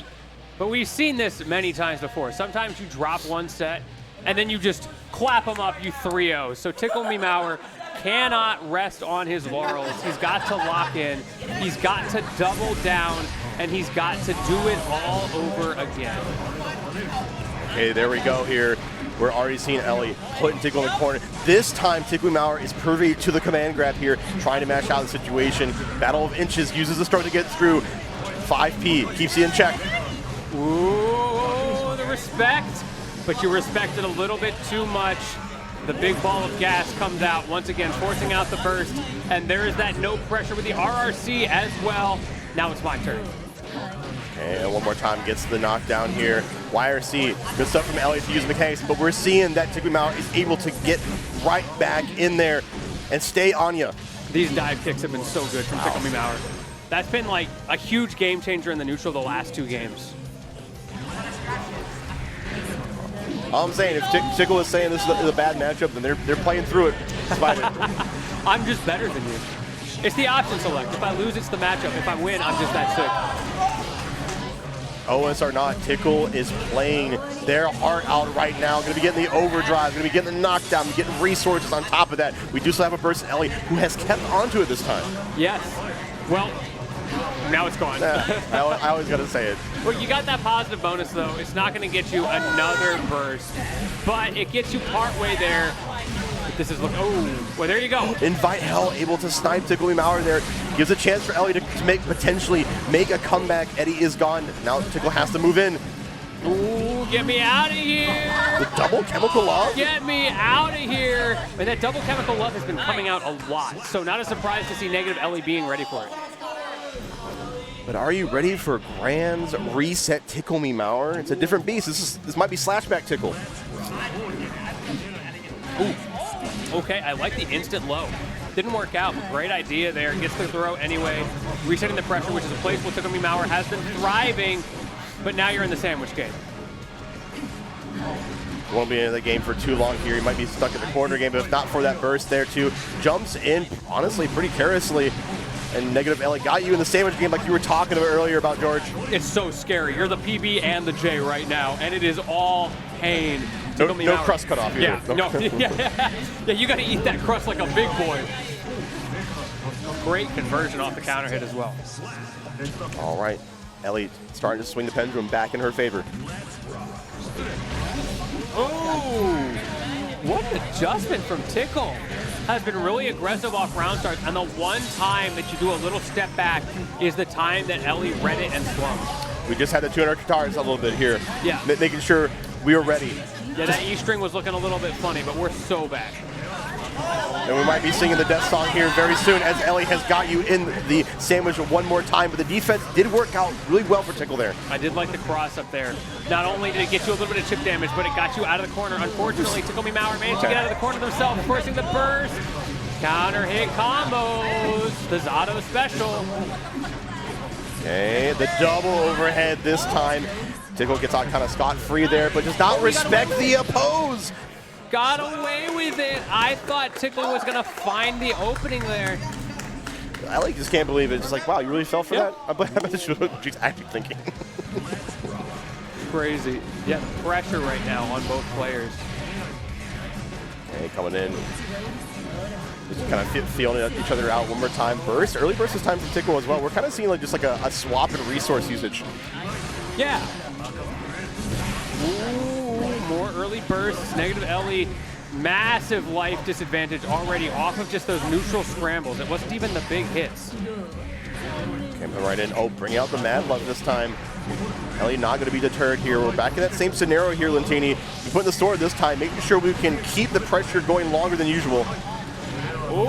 And the command grab this time. Every time you forget, it rears its ugly head, and what a counter hit as well. Not able to get the kill off of that, but does get one more reset chance. Speaking of a reset, how did you find that? I'm not sure, but only Tickle knows best. Like I said, they know each other inside and out. Knowing that there is a gap in the pressure string there, that is such a matchup knowledge flex. Flexion they will keep on doing here as Ticklememour takes the lead with no scratches on them quite yet. Okay, well, the Flex Shield finally putting in some work as well. So many resources from Ticklememour being spent there, but it was super worth it because you created this situation, setting up the note, creating a bait there. The double note bait, the Flex Shield not working out. Tickle. That was mean. That was so mean, Tickle. This is the 10A Slayer. Like I said, they are your Slashback 2024 champion. Come on. Yeah, you can see exactly why. When Tickle is in the zone, sometimes you just get blown up. There are so many mix-up options that this character has that get sometimes a little underexplored. So seeing Tickle pull them out in Grand Finals reset, showing what they can do is such a treat. Overdrive. Again! It's blowing back. through the whole thing here. We are so back here. Ticklememour is potentially to win Grants here unless Ellie pulls out all the stops. Hit him with the 4-6 game plan. Run up super. Hail Mary, come on. Oh, and that's the Hail Mary I'm looking for. The command grab one more time. Put him in the shark tank. Turn him into chum. Shout out to the one person in the crowd who popped off for that command grab. Bro is so excited. Yes, yes. It's my goat. And one person's about to be yelling yes here in a second, and it might just be Tickle as they get the knockdown here. YRC back. That pushback is doing such good work for Zato this match. The way things have turned around. Now it is negative Ellie, who has one more chance in the corner here, but Tickle finds the opening. Will this be it? Can you close it out, Tickle? Or can negative Ellie find a way to chip out and get to game 5? It's not over yet. Oh my God, it is still not over yet. We might be going the distance here. Let's see how the Raw Star ends up this time. A lot more respect, jumping over, taking space. Oh, that's not a good start for negative Ellie. Hey, jumping right in. I don't know, it's looking like positive Ellie right now with all these positive checks and finding the counter hit into the command grab. I like it. Prioritizing Eddie. We want to make sure he has as much showtime as he can. Yeah, it is his time to shine right now in the corner, continuing the corner pressure, goes high with the bait into the dust. The block and the back dash calls out the command grab. Tickle with the psychic read, taking Ellie to the corner. How did you find this, Tickle? You deserve the world for that level of defense, and you might be about to get it. One more hard knockdown, and this time, the mix-up comes out over and over. It was overhead, overhead, overhead. And when you needed it most, drop low, closing out the tournament. And Tickle is going to be your champion. Congratulations, Ticklememour, on being your Just Block 2025 champion for Guilty Gear Strive. And what a climb it was. I know. Now, I knew that was kind of a spirit breaker there for Ellie, but I gotta give her all the flowers in the world. She played her heart out. She had some of the most best sets of this tournament, no doubt about it. But Tickle, just a different beast, right? Wow, look at the size of relief. The amount of mental energy that must have gone into that 6 games of victory there from Tickle is incalculable by my standards. You talked about the stamina, right? We saw the stamina you were talking about. Yeah, the stamina did come out in full pace here. And, you know, sometimes you just kind of get burned out there at the end. It can take a toll on you for sure, but these are both seasoned tournament players here. And I think that's just a statement of how well they both played. And, you know, we're always so human, right? Yeah, we're only human, and we bleed when we fall down.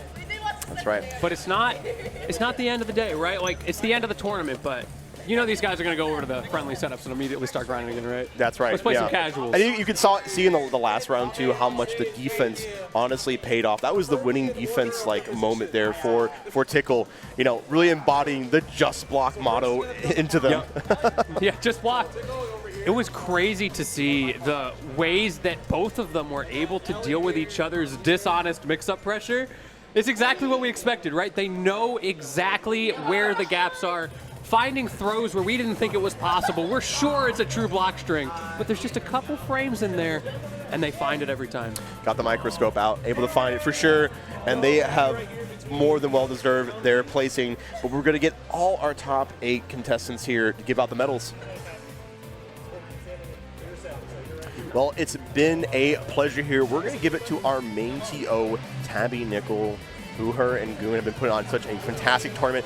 Of course, I have been for Shaw. You know it is your Seattle staple. I got my bro here, George Lentini. It's been an honor. It's been a pleasure. We'll see you next time. Hold it down. More games coming soon. All right, everyone. We are here for the award ceremony for our Guilty Gear Strive Top 8. Thank you. In 7th place, we have E.N. Shaw.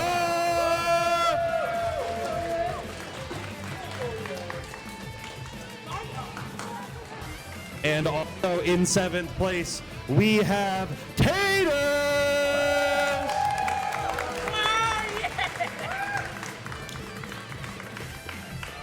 And for our first of our 5th placers getting their 2nd medal of the weekend, we have EnzogXY.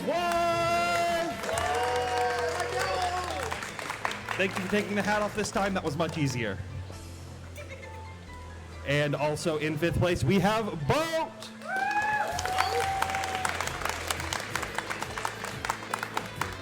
And in 4th place, we have YoHo. The medals got switched. My apologies. I blame Cam.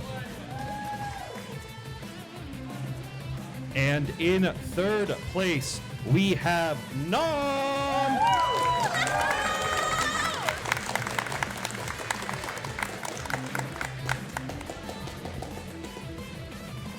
Negative Ellie did get 2nd. They had to just briefly step away. But let's hear it for Ellie.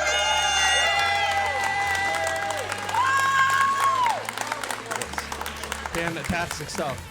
And lastly, for 1st place, repping it once again here at Highline College, we've got Ticklememour. It's Ticklememour. No. And your 1st place trophy.